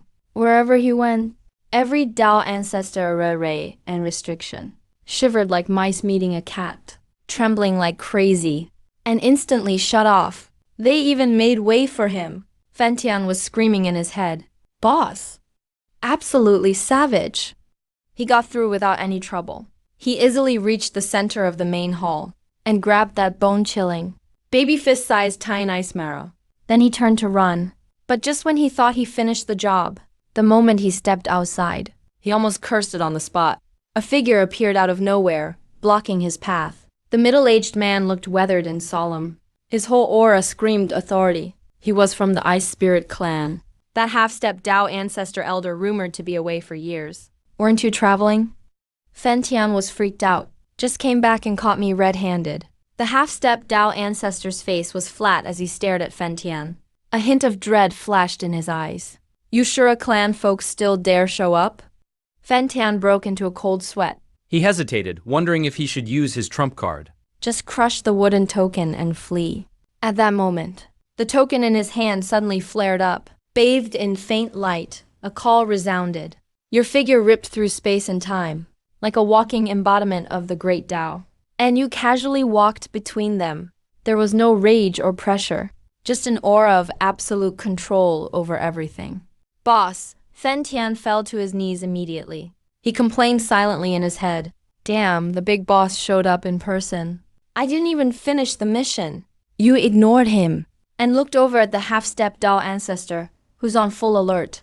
Your tone was calm, even friendly. My guy took your tie-in ice marrow without a receipt, so I'll do your clan a favor. As a fair exchange, just say what you want. The half-step Dao ancestor gulped. He didn't dare ask for more. This was truly a being above Dao ancestor level. He quickly bowed with respect. Senior, if you can, please help us recover the shattered pieces of our Dao ancestor relics scattered across the world. He'd searched for years and never found them. It was an excessive request. But you just nodded slightly, glancing into the depths of space. You just said one word. Suddenly, the world changed. The space in all directions tore open like paper, forming countless black holes. Countless streams of brilliant light shot in, radiating unstoppable power, rushing in like crazy. In just seconds, those streams gathered and reformed before you. Merging perfectly, a white jade crown floated in midair, stunning everything around. The half-step Dao ancestor elder dropped to his knees with a thud, tears streaming down his old face. Trembling with excitement, the deed he searched for years was put together by a single word from you. What kind of being is this? An unrivaled immortal. With a wave, you sent the white jade crown back into the palace, replacing Han Yu's position. The deal was done. With nothing else to say, you instantly took a thrilled Fen Tian with you, vanishing without a trace, leaving the Ice Spirit clan, all kneeling in worship, back at the Qin family courtyard. Fen Tian landed and instantly started a dramatic self-critique, crying and saying he messed up. You couldn't be bothered to listen to his nonsense. You took the tiny ice marrow and tossed him some mini dragon meat rolls. Not bad. That's your snack. Just eat one a day. Boost your speed by 10 times. After hearing the effect, Fen Tian almost dropped his jaw. Shura clan. Even half-step Dao ancestors wouldn't dare use such treasures. But you gave it to him. He held his long blade, deeply grateful. He was just about to continue. When noise came from outside the Salted Fish Sect gate, Great Elder Qin Wensong brought the third branch Lord Su Yunshen and a young white-haired boy. They all waited outside, hands folded respectfully. Come in. I already know what you want. You didn't even look up? With a thought, the three of them were teleported inside the courtyard instantly. Your gaze sweeps past the sickly white-haired boy. Qin Hao smirks playfully. The unawakened frost of the ninth heaven. It's just a lunar divine physique. No problem. Su Yunshen beams with joy. The Grand Elder rubs his hands excitedly. But what they don't know is, in your world, at the absolute peak of the Tao, you can clearly see inside this frail genius. There's even an old dude's remnant soul barely hanging on. That's literally the chosen one setup. Any dragon below half-step Tao ancestor level isn't even worthy to be the clan leader's mount. But he has real dragon blood. Catch him as a snack for the boss. That'll totally make the old man happy. Si Chu Zhangshan slaps his thigh and instantly decides on this crazy plan. Let's do it. Chu Hui and Chu Tingyu nod like crazy.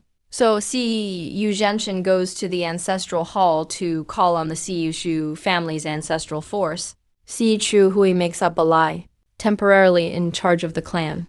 Yu Tingyu quickly pulls out a communication talisman and sends you a message saying, I'm going into seclusion.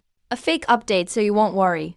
After doing all that, the 3 generations of grandpa and grandkids sneakily slip away. Meanwhile, in the Qin family's big courtyard, you're already comfortably lying on a lounge chair, holding a talisman, staring at the message from Yu Tianyu, totally speechless. As the Dao Lord, a quick scan of your divine sense lets you see through everything. They're going after the dragon for my booze munchies. They really think I'm a foodie. You shake your head, but now you're kind of curious. So you aim your gaze at the faraway light domain. You almost laugh out loud at what you see. Turns out this dragon is a real trickster. Interesting. You laugh to yourself. Well, I needed a show to watch with my roast chicken anyway. Let's treat it like a live hologram. You take a big bite of roast chicken, refill your wine, and enjoy the drama. On the other side, deep in the light domain, the place is as lively as a marketplace. Thunderclouds cover the sky. Lightning goes wild. A massive blue dragon, thousands of yards long, struggles desperately in the tribulation storm, covered in wounds all over. Countless strong ones, wanting to either slay the dragon or ride it, are attacking him like maniacs. Among them, 3 half-step Dao ancestors are hiding in the crowd. Their power really stands out. Old Zhao from Tai sect, the little guy named Kanjian, and Kang Yu, the alluring sea queen from Wanhua Academy. These 3 are going all out, making the dragon scream in pain. In a less obvious corner, the CHU family trio just chill and watch. Remember, our motto is outsmart to win. Outsmarting always wins. Once they're all beaten up, we'll use the ancestral force to finish them off. Ju Zhangshan secretly relays this plan to his juniors, being sneaky as ever. But just then, something crazy happens. Boom! The whole light domain trembles like the end of the world. That dying blue dragon in the thunderstorm, with a pop, turns into a puff of smoke, disappearing with the tribulation lightning. It was just a decoy. Even the tribulation was fake. The 3 half-step Dao ancestors realize instantly. Their faces go pale. The dragon spread the rumors on purpose, just to set up a trap. Right after, the endless mountains beneath everyone suddenly rise up. Everyone gasps in shock, realizing they weren't mountains at all. but a massive dragon body, stretching millions of yards. Only now do they get it. You're all sacrifices for me to break the seal. That shadowy dragon aura crashes down. It's a legendary beast at half-step Tao ancestor 7th heaven. Just his presence crushes countless cultivators to their knees, too scared to even lift their heads. Fight him! The 3 half-step Tao ancestors panic. They unleash hundreds of attacks at once. 10,000-foot-long golden sword auras. Deadly rainbow butterflies streaking across the sky. 3 ultimate strikes from half-step Tao ancestors. All blast the massive dragon body at once. But they can't even scratch a single scale. Not even a mark? The dragon's huge head pokes out of the clouds, eyes full of mockery. Are you just tickling me? Right as the 3 half-step Tao ancestors lose hope, in a hidden patch of void, an overwhelming force explodes. Bail! Si Chu Zhanshan sees things go south, instantly pulls out the Luguang ancestral sword, and brings Si Chu Tingyu and Si Shu Hui with him, turning into a streak of light, and dashes away. They can't hide any more time to run. The huge dragon head whips around, locking onto that streak of sword light. Si Zhanshan glances back on reflex. Man and dragon, their eyes meet in midair. Yep, they recognize each other. They're both tricksters. And if it's all tricksters, only one can survive. The dragon rages, wasting no time, and slams down with a giant claw that blocks the sky, ripping open the void, swinging fiercely at the escaping Yu trio. That half-step Tao ancestor 7th heaven power comes crashing down. And even with the ancestral force protecting them, the Chu family trio just aren't strong enough, and will get crushed to bits. It's over. Chu Tingyu's face turns pale as death. But at this life and death moment, far away, thousands of miles off, you lying in the Qin family yard sipping wine. Set your cup down gently. Let your gaze pierce the endless void, and aim it at the berserk million-foot dragon, and casually say one word, small. You, still leaning on your comfy recliner, crack a little smile, just that one word, the giant blue dragon, and the rampaging half-step Tao ancestor suddenly shudders. Its huge claw shrinks fast, like some invisible hands dragging it back, and with a scream that turns from rage to terror, the sky in the light domain instantly clears. The dragon body, which once covered the whole domain, shrinks in a blink to palm size. Now just spinning helplessly in midair. As a tiny blue lizard, everyone is completely stunned. The 3 half-step Tao ancestors, who gave everything they had, couldn't do a thing to it. Yet with one word it's back to its original form. How powerful is that? As for the CAQ family trio, they were ready to run for their lives with ancestral force. But now they're frozen up there in midair. Even the Luguang ancestral sword in their hands starts shaking. Yu Zhanshan is just staring at the pocket-sized mini dragon. His jaw drops in shock. After a pause, he mutters, "Damn, that's the boss." At the same time, deep in the sealed space of the Death Sea, Long Aoshan was being fooled by the demonic dragon illusion, caught up in his excitement of family reunion. But as the demonic dragon gets rattled by some stranger's move, its mind wavers and the illusion collapses. Long Aoshan snaps awake. He looks at the dragon, whose face turns savage again. Cold sweat runs down his back. Man, that was close. Almost got brainwashed on the spot. But the demon dragon doesn't care about him. The whole space is shrouded in his terrifying demonic aura. His face looks serious. He stares intensely at the tea table, at the young man calmly sipping tea. "Who are you?" The demon dragon sounds uneasy. That's a real Tao patriarch. When did a human sneak in here? I didn't notice at all. It's nothing, just a meme. You casually set down your teacup. Your gaze lands on him, without meaning to. You notice the core of this demon dragon is actually a true dragon soul tainted by demonic energy. A true dragon soul was corrupted by a trace of demonic energy. The demon dragon spirit is shaken. You saw through him instantly. He only has one thought now. I'm doomed. This guy's way above my league. The demon dragon refuses to accept it. He desperately surges higher-level demonic energy, trying to corrupt you. But that demonic energy seems scared of you, and doesn't dare approach at all. Instead, it frantically scatters away. You raise your eyes slightly. Your lips part softly. Your voice isn't loud, but it shakes every corner of the space. Like a heavenly verdict. Wuji is here. How can demonic energy not scatter? As soon as you finish, all the demonic aura instantly collapses, gone into thin air. Even the demon dragon himself, since he's made of demonic energy, is erased by your words, turning into specks of dark light and fading away. All that's left is a clear light shadow, slowly taking shape. It's a human form with dragon horns. But the presence is grand. His eyes look ancient, like a true dragon who's seen endless eras. After countless years, all has changed. Nothing remains the same. True dragon soul. Longzhan lets out a sigh. Then respectfully bows to you. Thank you, Senior, for granting me release. After absorbing the demon dragon's memories, he knows everything now. Your name is Qin Mu. Longzhan hears your name and is shaken. So that's it. No wonder you're this strong. You're from the Qin family. Now you're interested.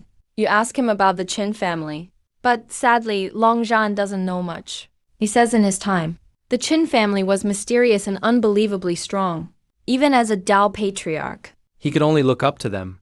Later, while traveling at the world's edge, he was corrupted by chaos deep within. So he sealed himself here. He never witnessed history's changes firsthand. You understand upon hearing that. Seems the Qin family's lost history is kept outside this world. You ask him about the dragon race? Longzhan sighs. In his era, the dragon clan was already declining. Pure-blood true dragons were very rare. The clan eventually vanished. He doesn't know after that. If you follow me, I can help you revive them in the future. You suddenly say. Longzhan looks surprised, with some doubt in his eyes. Reviving the dead from the river of time. How could anyone do that? You don't explain. You focus your mind. And instantly, light envelops the space. A vast, illusory river appears. A rush of ancient time fills the air. Past, present, and future. All seem to show up at once. The river of time? Longzhan's voice trembles. Even Dao patriarchs can't enter this place. Your voice echoes through endless time. What are you waiting for? Longzhan doesn't hesitate. He bows to the ground respectfully. Longzhan greets his master. No need to call me master. Just call me family head.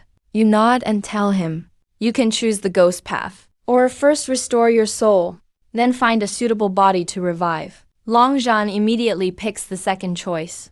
He wants to reunite with family and friends. All right, then. My body's just outside. You can take shelter inside him for now. Nurture your soul and guide him a bit. Hearing this, Longzhan instantly turns into light and shoots out of the seal, landing right in the dazed Long Aoshan's forehead outside. As for Long Aoshan, he just woke up from the demon dragon illusion, when the sudden ancestor possession freaked him out. Hard to imagine. I was so brilliant and heroic back in the day, yet ended up with a blockhead descendant like you.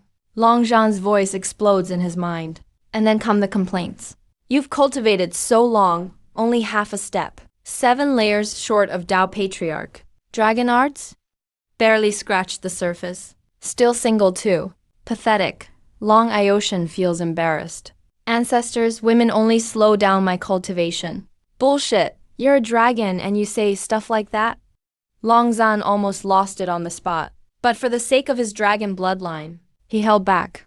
You watched the goofy dynamic between this grandpa and grandson pair with genuine interest. After finishing his tea, Yi had a thought. He brought Long Aoshan and Longzhan back to the Qin family compound. Go find yourself a room. Or just open up a new space, whatever works. Yi casually instructed. Then he relaxed again. Long Aoshan wanted to carve out a new space. But Longzhan's voice exploded in his mind. Carve my ass, you hear me? I want a room. Gotta get familiar with the place. Then go meet some ladies at the brothel. Long Aoshan, you old-timer. Women slow down my cultivation. Longzhan was about to die from anger. How can a dragon say that? Heavens above. If I'd known the last dragon bloodline would be a hopeless playboy, I'd have let the demon energy wipe me out. Still, he tried to guide him patiently, saying that adapting to the environment was part of dragon training. So Long Aoshan picked a room on the east side. A cozy room setup. After he went inside, Long Aoshan kept his heart clear of women and focused on his cultivation. Long Zhan felt helpless about it, but had no solution. Just then, ripples appeared in the void again, and a sword light carrying DV energy shot across the sky. Long Aoshan looked up and blurted out, "Damn." Those three troublemakers were actually the CAQ clan trio, who burst into the courtyard with ancestral energy. No need for all the formalities. You all took risks because of me. And as for saving that flood dragon, it's because our family needed a guardian beast. He's a perfect fit, he explained simply, so the three from the CHU clan could relax. They introduced themselves. Long Aoshan and CHU Zhanshan hit it off right away, becoming instant friends. Pretty soon they had their arms around each other, laughing slyly with their old scoundrel energy. Yu Hui and Chu Tingyu felt creeped out just listening. You ignored those guys and told Chu Hui and Chu Tingyu, "I just built a new city in southern Nanyu. Soon, the Qin clan will move there. Your CHU family can move in too." The two were thrilled. This is a perfect chance to get in with the core group. They dragged CHU Zhanshan off to share the good news. Yu Zhanshan ditched the old scoundrel gathering and hurried off with his clan, disappearing into the sky. Soon you sensed Qin Meng and Qin Hao in your inner world. Their transformations now complete. With a thought, they appeared in the courtyard. Qin Meng and Qin Hao looked lost, but as soon as they saw you, they bowed respectfully. Not only have your issues been resolved, but your cultivation reached the heaven phenomenon realm. You nodded in satisfaction. Then a flash of divine light crossed your eyes, and torrents of knowledge flooded into their minds. This Supreme Emperor scripture, I created just for your unique bodies, includes mystical cultivation techniques. Qin Meng and Qin Hao were totally shocked. The clan head can actually create a personalized emperor scripture so easily? What incredible talent! Awe and admiration filled their hearts. Then you handed them a mini dragon meat treasure roll and briefly told them what it did. You dismissed them, even though the treasure roll was insane. They didn't question it, saluted, then left together. You called in Zhu Liuli, sent two newly converted ghosts, Ghost Fiend and Ghost Spirit, to guard in secret these past days. You've worked hard managing the ghost clan. What reward do you want? You asked casually. Zhu Liuli didn't have anything special in mind. If I have to choose, a new hairpin, I guess. The old one from before I died has long since rotted away. Zhu Liuli blinked her eyes. All right, you chuckled softly. You held up two fingers, which instantly sank into the void, vanishing from tide. Deep in the endless stars, on a gentle glowing planet, Zhou Kang just broke through to the saint level, hands on his hips, laughing up at the stars. I really am a prodigy, just traveling around, and I break through. Man, I'm so damn good. How can anyone else even compare? He struck a pose, thinking he looked super cool, and sighed, life is lonely at the top. Even the heavens must be jealous of me. Boom! The moment he finished speaking, the endless stars began to tremble. Two giant fingers, each way thicker, then a pillar reaching the heavens, pierced through the void, heading straight for that planet.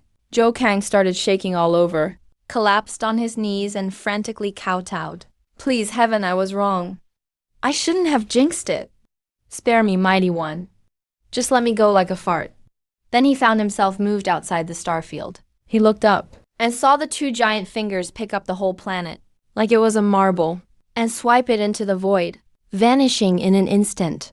Damn, that's not heaven angry. That's someone truly unstoppable harvesting stars. Zhou Kang finally realized, cold sweat soaking his shirt. That kind of powers at least. Half a step above a Tao ancestor. You had a playful smile on your lips, and took a sip of tea. Just picking a star, that's all. Didn't think I'd see such an epic show. Good thing it's on record. That kid's actually got talent. Once he grows, I'll use this scene to make him a watcher. You grinned to yourself. Kid, you don't want this footage leaking, right? You caught that flash of shock in Zhu Liuli's eyes, and smirked.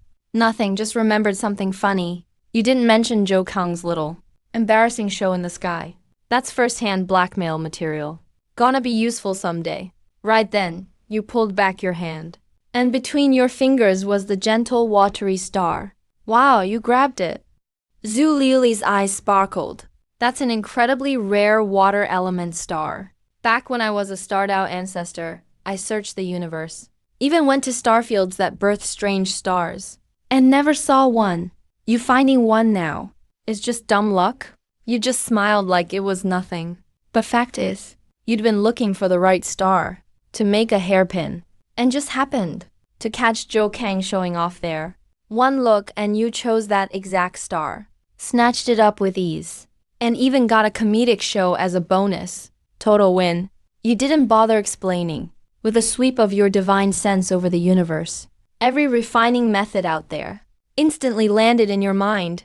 Your maxed out perception kicked in automatically. In just moments, you blended all those methods together and created a new manual, the 100-fold divine refinement, the ultimate guide to forging treasures. After that, you finally look at the star on your fingertip. In just a moment, the star dissolves. It's intensely condensed. In the blink of an eye, it turns into a dreamy, radiant hairpin. It's got the romance and brilliance of a star, but also the soft flow of Tianxi, a perfect blend of both. It's honestly breathtaking. Zhu Liuli falls in love at first sight. With a gentle flick, the hairpin lands perfectly in his hand. He handles it very carefully. And the more he looks, the more amazed he is. This hairpin is not just super beautiful, but it's filled with layered arrays inside. It even has the power of time woven in, so it'll never wear out. Master Zhu Liuli looks up, his eyes full of wonder. I've seen an emperor use qi to perfect his craft before, and it was extremely impressive. But nothing as quiet and effortless as yours. Still, I'm sure, you're way more skilled than him. You just smile in silence. More than just skilled. It's pure domination, with max enlightenment and Dao Lord level strength. You really just break all the rules. As long as you like it, that's what matters. You answer calmly. Zhu Liuli is completely satisfied. He puts it on right away. And with his stunning looks, he looks even more charming. He nods at you and returns to his fingertip space, continuing his cultivation. After Zhu Liuli leaves, you're about to ask a servant to make something new for you. But you suddenly sense that the merging in the new southern city is basically complete. Your eyes light up. You can move in today. But before moving, you still need to find some treasures or artifacts for decoration. Otherwise, it'll look way too plain. Lately, all the luck draws only give out snacks and drinks. Tasty, sure, but not good for decorating. You think to yourself, recalling when you scanned the Taixu Forbidden Zone with your divine sense before. You caught a quick glimpse and seemed to spot something nice. Well, whatever. Just treat this as a walk before a meal. You get up slowly. And just then, Long Ioshan steps out of his room, ready to train. He's just looking for company. Hey, want to go for a walk together? You stop him. Walk? Long Ioshan looks confused. You can team up for this? Since it's your invite? Of course he won't refuse. He nods right away. In the next instant, Long Ioshan's vision goes black. And when he comes to, he's in a totally strange place. Ahead is endless gray misty air. It looks calm, but his soul feels like it's about to explode. His gut says, One step forward, and it's over for him. What is this? Long Aoshan just wants to ask, when Long Zhang's voice echoes in his mind, with a hint of seriousness and fear. This is the Taixu Forbidden Zone's edge. Master, Long Aoshan's voice trembles. Weren't we just going for a walk? Why did we end up here? It is a walk. You put one hand behind your back, looking chill, like you're just strolling in your own backyard, taking colorful walks in the Taixu Zone. No worries, just stick with me. Long Aoshan and Long Zhang go totally silent from shock. The Taixu Forbidden Zone, even a Dao ancestor, sees this as a deadly area. And here you are strolling around. Sure, they know your strength is insane, but seeing it firsthand just blows their minds. Pretty soon, the dragon and the soul follow you step by step, not leaving your side. Meanwhile, after Yu Zhanshen and his two family members return, they gather the family elders right away. After a heated discussion, they agree at last to send half the family to your new city, and the other half stays home. But at this family meeting, the old clan ancestors all look pale. They tremble all over. Previously, you punished them a bit. making them feel power beyond a Tao ancestor. Now, just remembering it, they're still terrified. So, do you still doubt now? C.E. Zhu Zhanshen's voice teases as he speaks up. These old guys are really gutsy, daring to show you hostility. Next, these ancestors instantly drop to their knees. They toss all dignity aside. They rush to C.E. Zhu Zhanshen, pleading non-stop. Old Zan, please, have mercy. Let me move with you when you go. Old Zan, I've got these rare books I've kept for hundreds of thousands of years. They're all yours. I've also got tons of puppets. I have nothing, but I can transform into anything. Old Zan, you just say what you want me to be, and I'll change on the spot. C.A. Chu Hui and C.A. Chu Tingyu are stunned. Weren't these the same elders? Calling C.E. Zhu Zhanshen a traitor just now? All right.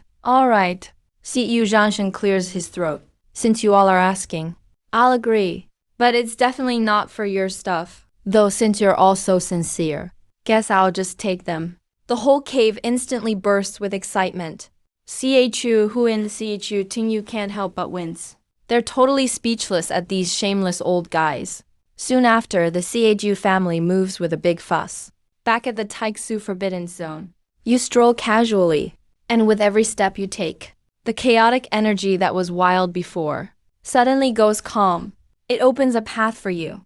Long Aoshan and Long Zhan stay close behind, both super on edge, scared to even brush up against any chaotic energy. Just then, you suddenly stop and wave your hand casually. The chaotic air parts like a tide, revealing a strange little space. Inside, a spirit herb glows with magical light, and a divine rainbow hangs down. It's a crazy scene. 100,000-year-old medicine king. Long Zhan cries out, eyes wide in shock. A medicine king that's 100,000 years old. I've only seen that in dreams. Long Aoshan's eyes turned red. You smile slightly, thinking to yourself as expected. The Taiksu Forbidden Zone has many treasures. You stretch out your hand, and the king herb flies into your palm world. Using the king herb as a guide, countless red lines grow from it, instantly reaching deep into the chaos. Now I have a task for you. You say to the dragon and the soul, follow these red lines, and bring back all connected treasures. As a reward, each of you can pick 10 for yourself. Protected by my aura, the chaos key won't hurt you. Long Aoshan and Long Zhan heard this, and their eyes lit up instantly. The Taiksu Forbidden Zone is no longer a threat, but a massive treasure vault. Roaring, the dragon and soul charge out. You watch them leave, take out your tea set, and enjoy tea peacefully in the Forbidden Zone. Even a Tao ancestor would bow in respect here. While sipping your tea, your divine sense pierces through the world. Looking inside, the figures of Qin Hao and Qin Meng appear. They are progressing rapidly, improving fast toward your earth scripture. Not bad. You didn't fail my expectations. You nod with satisfaction. Looking especially at Qin Hao, you sense that the soul hidden inside him is about to wake up. You withdraw your gaze and continue sipping tea. In a quiet valley elsewhere, Qin Hao sits on a blue stone. Qi flows into him like a vast ocean. Suddenly, a faint voice echoes in his mind. Without warning, sleeping for so many years, I never expected a chance to wake up. Who? Qin Hao is startled, instantly becoming alert. The next moment, an ethereal soul in blue with white hair and eyes floats out from his body, exuding a pressure far beyond Qin Hao's. Yin and yang in harmony, fame through the ages, an immortal legend. Only my Zhuanying. I am Venerable Zhuanying, a half-step Tao ancestor of the past. Venerable Zhuanying proudly declares. Then, with full confidence, boy, I see your physique is the same supreme Taiyan body as mine. Become my disciple, and I'll teach you the secret of our kind. At its peak, you can rival an emperor. How is it? Tempted? Want to learn? Xuanying poses for a while, but Qin Hao doesn't worship him. He looks down in confusion, only to see Qin Hao watching him quietly, totally unfazed. I'm not lying. Xuanying gets anxious. I really am a half-step Tao ancestor. I have the secret to rival emperors. He manifests a fragment of the technique, showing it to Qin Hao. Qin Hao finishes reading and asks calmly, is this all? I'm sorry. But I think this crude technique doesn't suit me. Xuan Ying almost loses his soul in anger. This was the supreme art he risked his life for, only to be called crude by a kid. But before he can explode, Qin Hao adds nonchalantly, I already have a special technique, and it's much stronger than yours. Xuan Ying finds it hilarious. How can a kid have any powerful technique? He sneers. But when Qin Hao manifests the text of the 9 nether cold list, Xuan Ying's smile freezes. He started with a sneer, but his face quickly changes. The words look simple, but the meaning within is profound, as if explaining the great Tao in the most concise way. He is completely mesmerized, until the text abruptly stops. Xuan Ying suddenly snaps out of it. Well, Qin Hao disperses the words, looking calm. It's much stronger than your technique. Xuan Ying's face is complex and shocked, his voice trembling as he speaks. It's not just stronger, it's the difference between a firefly and the moon. They aren't even comparable, he realizes now. This technique is beyond the earth level. Even truths he never touched are present in this manual. Xuan Ying's heart collapses. The art he died for is like trash compared to this kid's. Xuan Ying then bows deeply to Qin Hao. I was wrong before. I was short-sighted. But I am curious. Where did you get this technique? It was given by my lord. Qin Hao tells the truth. He created it himself. It's the only one in the world. Venerable Xuan Ying is thunderstruck. Such a supreme technique was created by this boy's master. You watch the dragon and soul leave, smiling slightly. Then you take a tea set from your palm world and enjoy tea peacefully in the forbidden zone. Seeing this, even a Tao ancestor would have to kneel before the master. However, to you, this is just ordinary. Whether it's your backyard or the Taixu forbidden zone, there is no difference. With a thought, your gaze pierces through the world, seeing Qin Hao and Qin Meng inside. The two are in different regions, both performing excellently and progressing fast. Not bad. You didn't fail my expectations. You nod with satisfaction, then glance at Qin Hao again. You've already noticed. The soul hidden inside him is waking up, but you don't really care. It's just an old mentor soul. You withdraw your gaze and continue sipping tea. At the same time, in a quiet valley in Kunyu, Qin Hao is practicing on a large stone. Qi flows into him like a vast ocean. Just then, a faint voice echoes in his mind. Sleeping for so many years, I never expected a chance to wake up. Who? Qin Hao is startled and blurs it out before he can finish. An ethereal soul of a middle-aged man floats out from his body. He has white hair and eyes, and a grand aura. Just by standing there, he exudes a soul-deep pressure. Yin and Yang in harmony. Fame through the ages. An immortal legend. Only my Xuan Ying. I am Venerable Xuan Ying, a half-step Tao ancestor of the past. Venerable Xuan Ying proudly declares his identity. Then he looks at Qin Hao with confidence. Boy, I see your physique is the same supreme Taiyan body as mine. Become my disciple, and I'll teach you the secret of our kind. At its peak, you can rival an emperor. How is it? Tempted. Want to learn? Xuan Ying poses for a while. But before Qin Hao could get excited and bow, he looked down. Qin Hao just calmly stared at him, completely unmoved. I'm not lying to you. Xuan Ying was desperate. He quickly said, I really was half a Tao ancestor. And I really have a unique method equal to an emperor's.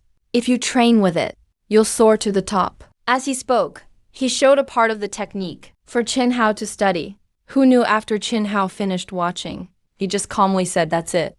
Sorry, I think I'm not cut out for your basic method, sir.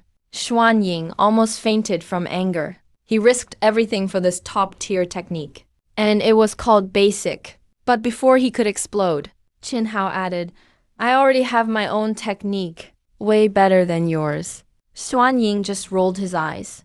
Yeah, keep bragging. But then, when Qin Hao summoned the 9 Nether Frost Methods script, Xuan Ying's sneer froze. No way, no way. He stared hard at those characters, his eyes completely fixed. They looked simple, but held unfathomable mysteries inside. He was totally captivated. Too bad. Qin Hao just showed a part of it, and stopped suddenly. When Qin Hao withdrew the script, his face was calm. This is way better than yours. Xuan Ying looked shocked and conflicted. He spoke with difficulty. Not just a lot better. It's like a firefly versus the sun. Can't even compare. He saw right away. This technique is beyond the earthly level. It even touches a higher realm. He risked his life for it. But in front of this kid, it was worthless. Even so, Xuan Ying stayed strong at heart. He calmed down quickly, then bowed sincerely to Qin Hao. I was wrong before. I was short-sighted.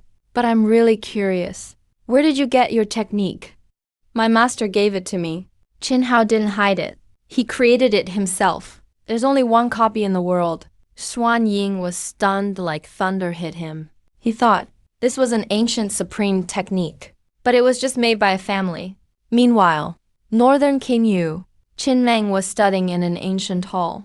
Similarly, an old voice echoed in her mind. Girl, I've watched you for a while. You're special, super smart, a true rarity. The voice was full of temptation. Would you like to be my apprentice? Get my legacy.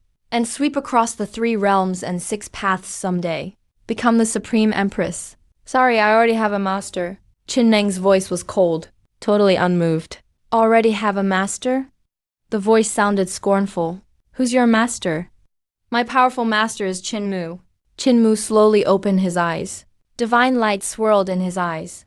Even before he finished, a blue glow shot out of Qin Mu, turning into an old man with a sage-like aura. But his face looked a bit scared. Su Qin Mu calmly said.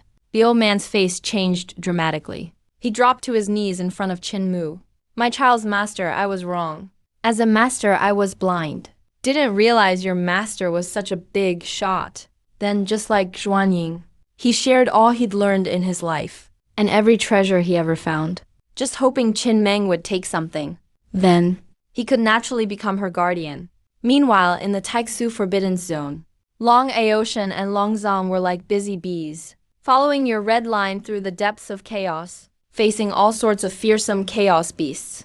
Using the aura you gave them, they crushed everything. I never thought one day I'd rule the chaos. Long Aoshan shouted with excitement. If I'd been this bold in my younger days, I'd have ruled the world long ago.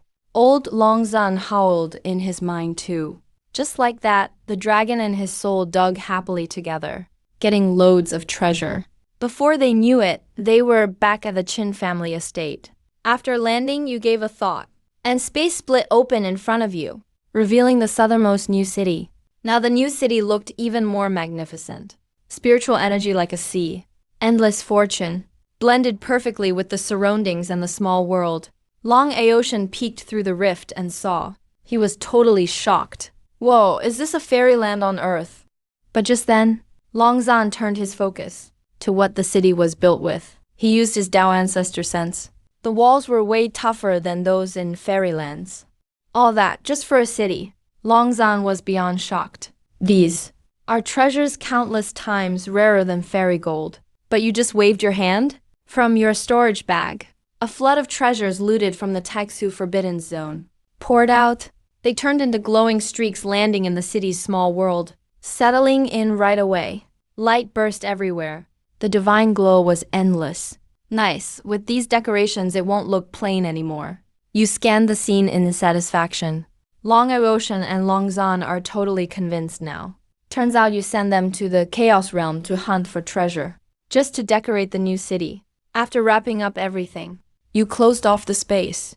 You sent a message to the 3 elders, letting them know the new city is complete. They can get ready to relocate. The 3 elders wasted no time. They spread the word immediately. A massive, grand relocation kicked off. You just lay down comfortably, ready to keep enjoying the easy life. At the same time, deep in the Kangyu region bordering the Kun province, a golden, gorgeous palace stands tall. This is the 6th division of the Netherworld Pavilion. In the depths of the main hall, the burly 6th leader, Dark Crow, is sitting on a golden throne, surrounded by thick spiritual light. A powerful presence fills the area. Standing below are the fat and skinny duo, Zhang Kong and Sun Lai. Standing there, super respectful and flattering. Zhang Kong, Sun Lai, are you both sure you saw it right? In that small Shui city over there, a family really has that powerful fortune. Anya opened his sharp eyes, and asked in a deep voice, "For the sixth leader." "Absolutely certain. We swear on our lives." They answered quickly. "Good. If it works out, you two will be greatly rewarded." A smile appeared on Anya's face. Because offering up such immense family fortune, he'll surely get a huge reward from the higher-up. At that point, becoming a god king or emperor, maybe even nearing Tao ancestor level, won't be hard. You look at the three elders in the hall, shocked by Fenshin leaving. They glance at each other, all reading the awe in each other's eyes. So the head of the Sea family actually has this powerhouse as a subordinate. Fenshin's unmatched power is definitely at God King or even God Emperor level. Looks like the family leader is way stronger than we imagined.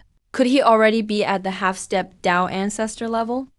Or even a full Tao ancestor? The three elders quickly reached an agreement. No point overthinking it. Knowing he's the leader is enough. Meanwhile, on the plaza of the Netherworld Pavilion Division, pressing down on Zhang Kong and Sun Lai, the three of them were just daydreaming about taking over this branch, so full of excitement. But suddenly their creepy ritual doll started making cracking noises, splitting like a shattered porcelain. The red hair wrapped around it, burned to ash in seconds. The ritual failed. Their faces changed instantly. No way! How could a tiny clan at the celestial phenomenon level fail with the sixth leader running things himself? How is this possible? Jiang Kong and Sun Lai couldn't believe it. Damn, that's a god emperor. Dark Crow sensed a terrifying aura coming over. So furious he wanted to kill someone. This is your so-called small clan? Jiang Kong and Sun Lai were both stunned.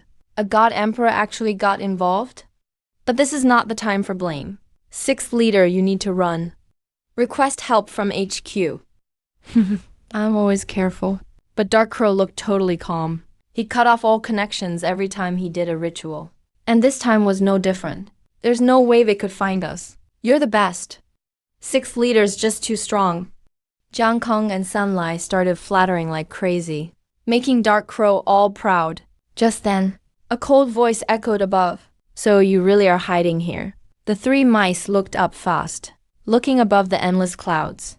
A huge, imposing figure, wearing red dragon scale armor, with giant wings blocking out the sky behind him. Countless eyes radiating a chilling vibe. His mighty, majestic aura poured down, unstoppable, crushing everything below.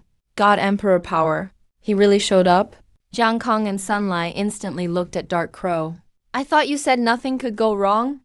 Even Dark Crow was dumbfounded. He was sure he cut all connections. So how did he find us? How did you get here? He couldn't help yelling. You little rats. How could you know the might of my lord?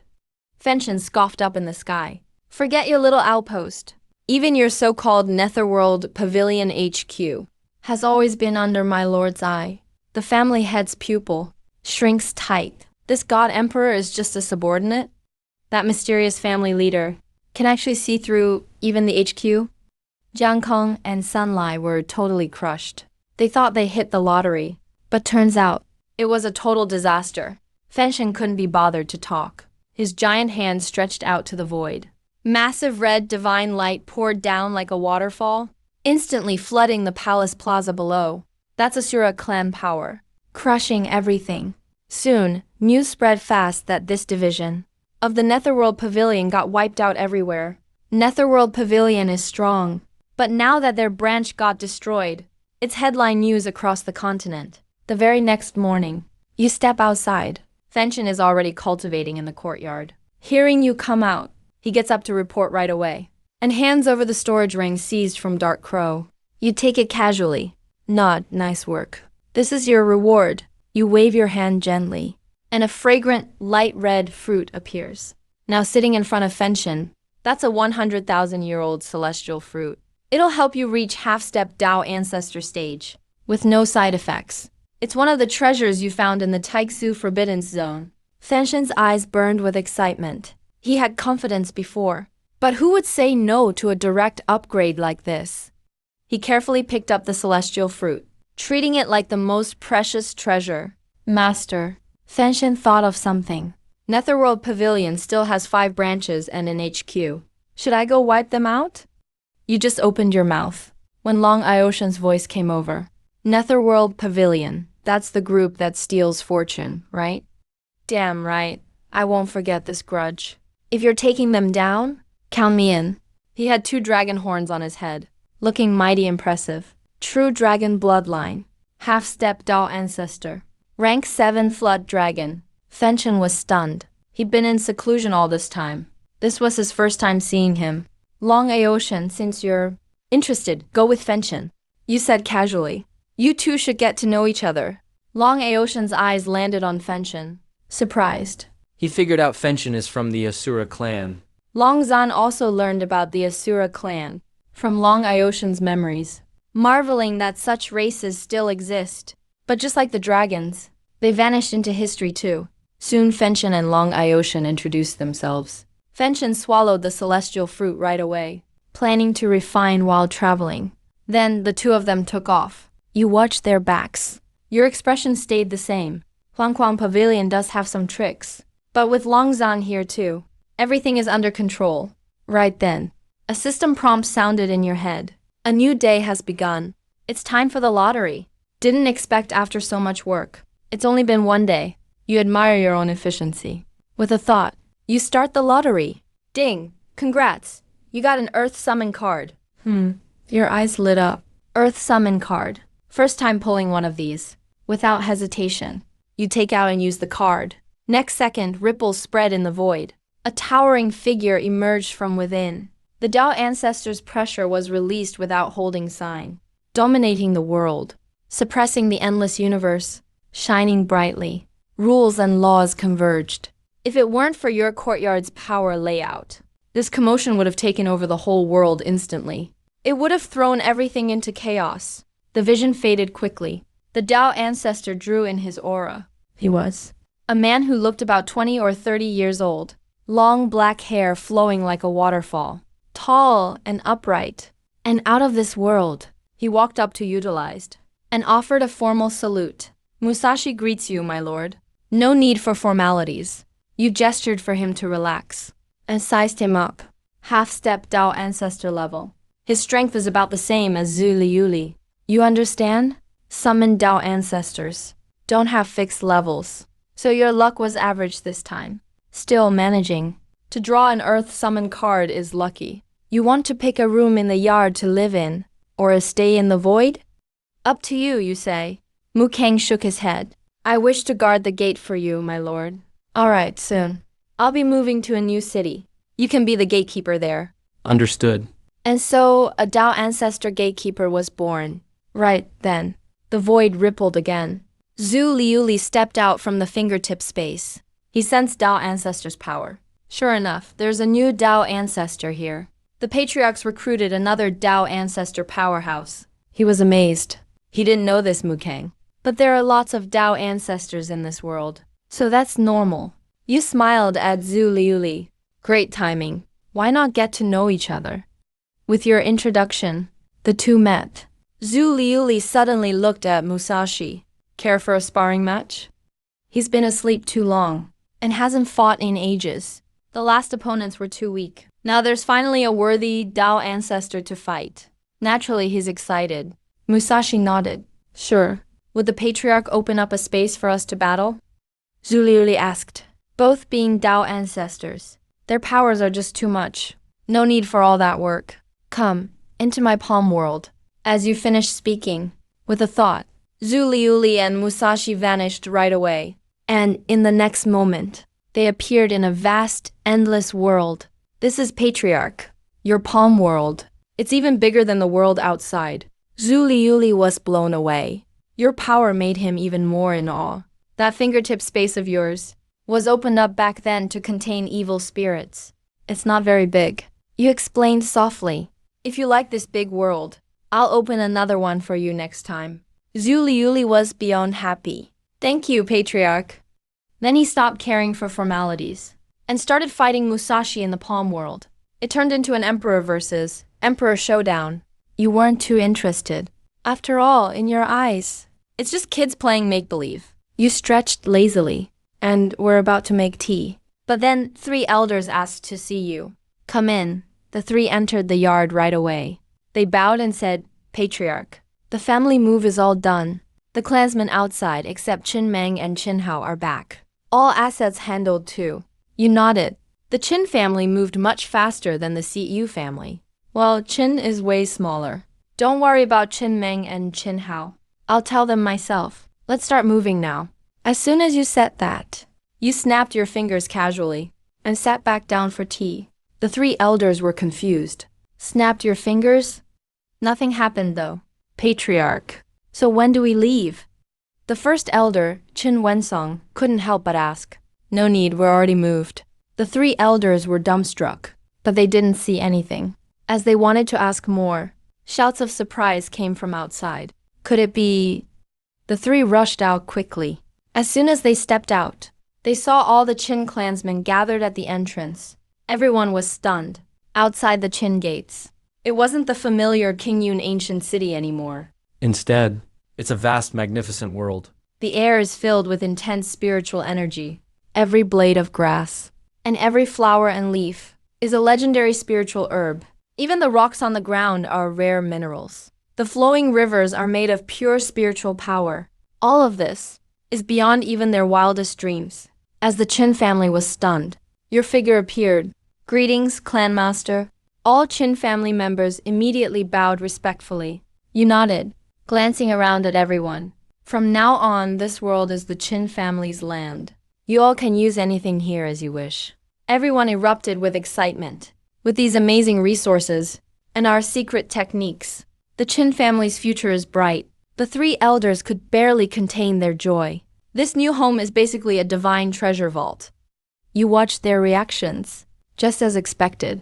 Since we're moving, the old Qin family buildings need an upgrade too. Time to embrace a new life. You spoke softly. Everyone volunteered to start renovating. No need for all that.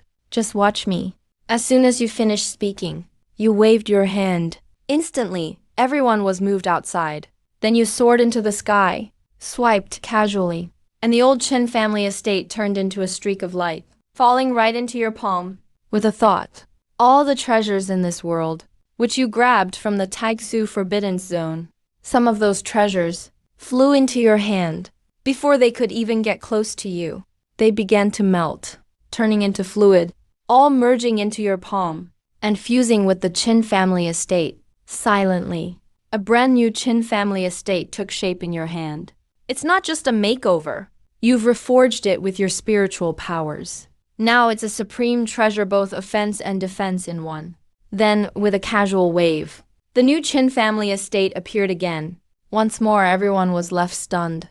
Right before their eyes was a huge palace complex beyond imagination. Every palace shined with divine light, surrounded by the four mythical beasts, with Kilin beside them, an endless mist all around. Even the legendary Celestial Palace can't compare. Clanmaster, Tell me, this is just a renovation? That thought was all they could think of. You stopped caring about how shocked they were, and said to the three elders about the palaces, handle them as you see fit. There's no need for suggestions. Oh, and another family will move in soon. They're our vassals now, from the Lin Chu family. I'll let you know when they arrive. The three elders were shocked inside. Lin Chu family. That's an immortal family with ancestral ki. Clanmaster. You made them our vassals without a sound? That's pretty powerful. As you command, Clanmaster. They bowed in respect, nodded and disappeared in a flash. They showed up deep inside the estate, which used to be your old place, but is now a group of palaces, much bigger than before. Only a few chairs remained. You sat down comfortably, picked up your teacup and looked into the distance. Just then you sensed, within your palm world, that Zhu Liuli and Jiyu Kang had finished sparring. With a thought, you brought them out. They greeted you respectfully. Their overwhelming auras gradually faded. Neither was hurt. It was just a friendly match after all. While you guys were sparring, I moved the Qin family to the new city I built. You told them, you'll be living here from now on. Feel free to look around if you're bored. As you spoke, Zhu Liuli and Jiyu Kang finally realized that somehow they had arrived in a whole new world. With a sweep of their minds, they were instantly overwhelmed. Man, this place is massive. They exchanged a look, both totally stunned. It may not beat your crazy palm world, but the sheer size, plus all these rare treasures every direction, and so many top-tier resources all over, even someone with a Taoist mindset couldn't help but gulp. Wow, did Clan Master just win the Dragon God's lottery or something? Both thought the same thing, that all these treasures were from your private stash. But you didn't bother explaining. You just popped a dried fruit into your mouth and pointed at a towering city at the edge of the world. Then told Wu Kang that's the gateway here. You'll be guarding the city gate from now on. Wu Kang didn't hesitate at all. Right away before you finished, he tore through space and landed firmly on the city wall. He sat cross-legged, his aura hidden, like an eternal statue. Zhu Liuli watched in awe, letting a Taoist master guard the door. Who else could pull this off? A Taoist ancestor is a big deal, strong enough to hold down heaven and earth. Someone who could destroy stars in a blink. Anywhere else? Even old ancestors from their coffins would climb out to chase this chance. But here, he's just the security guard.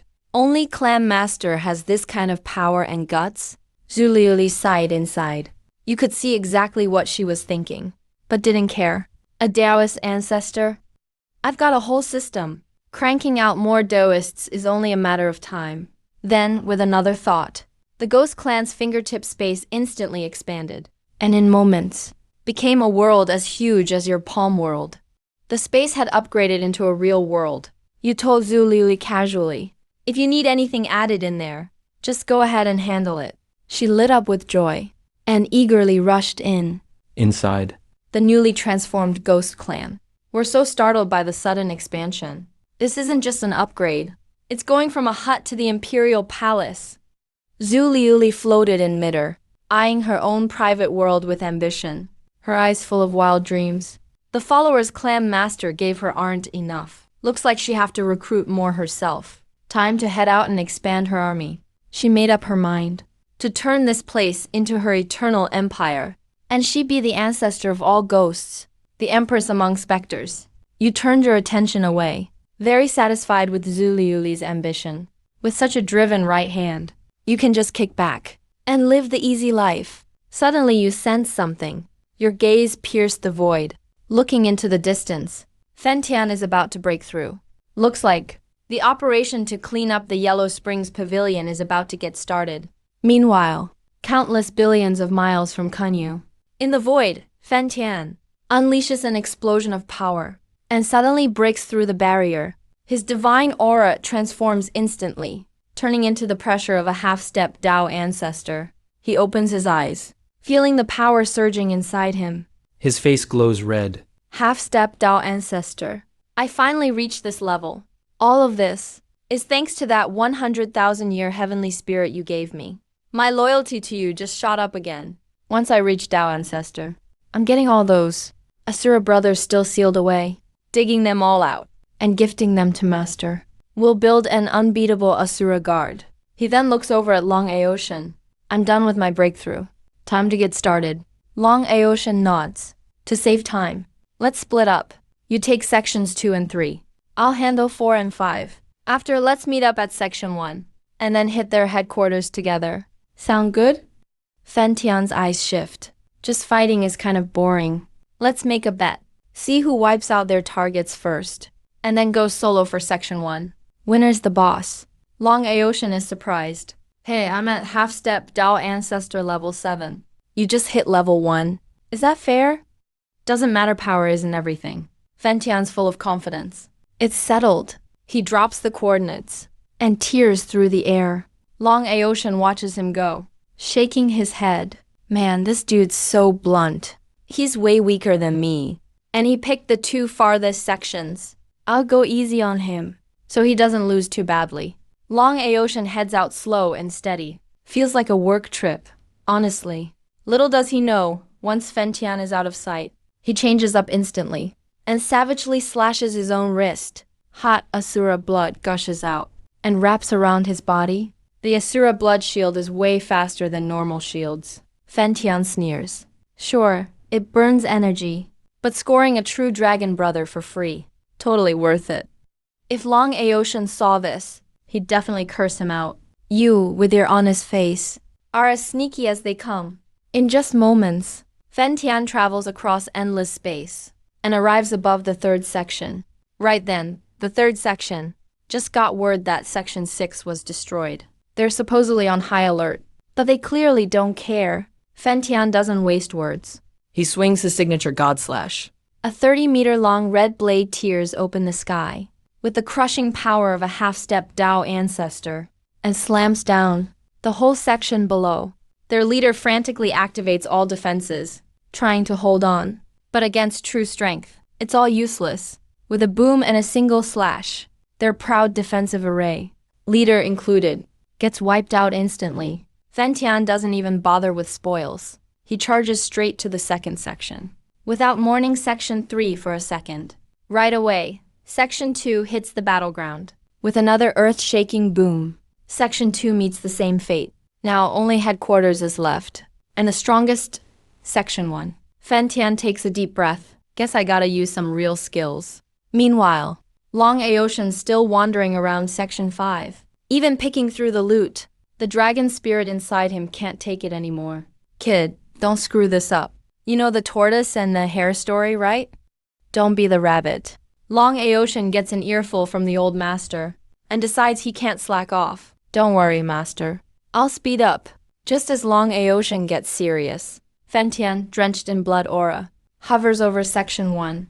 Section 1 is crazy strong, with a leader at half-step Dao Ancestor level 3. Fen Tian takes a deep breath and burns the last of his divine blood, forming giant Asura runes in the air. God's forbidden art. Heaven and earth end. Boom! A dazzling blast of energy falls like divine wrath, instantly covering all of Section 1.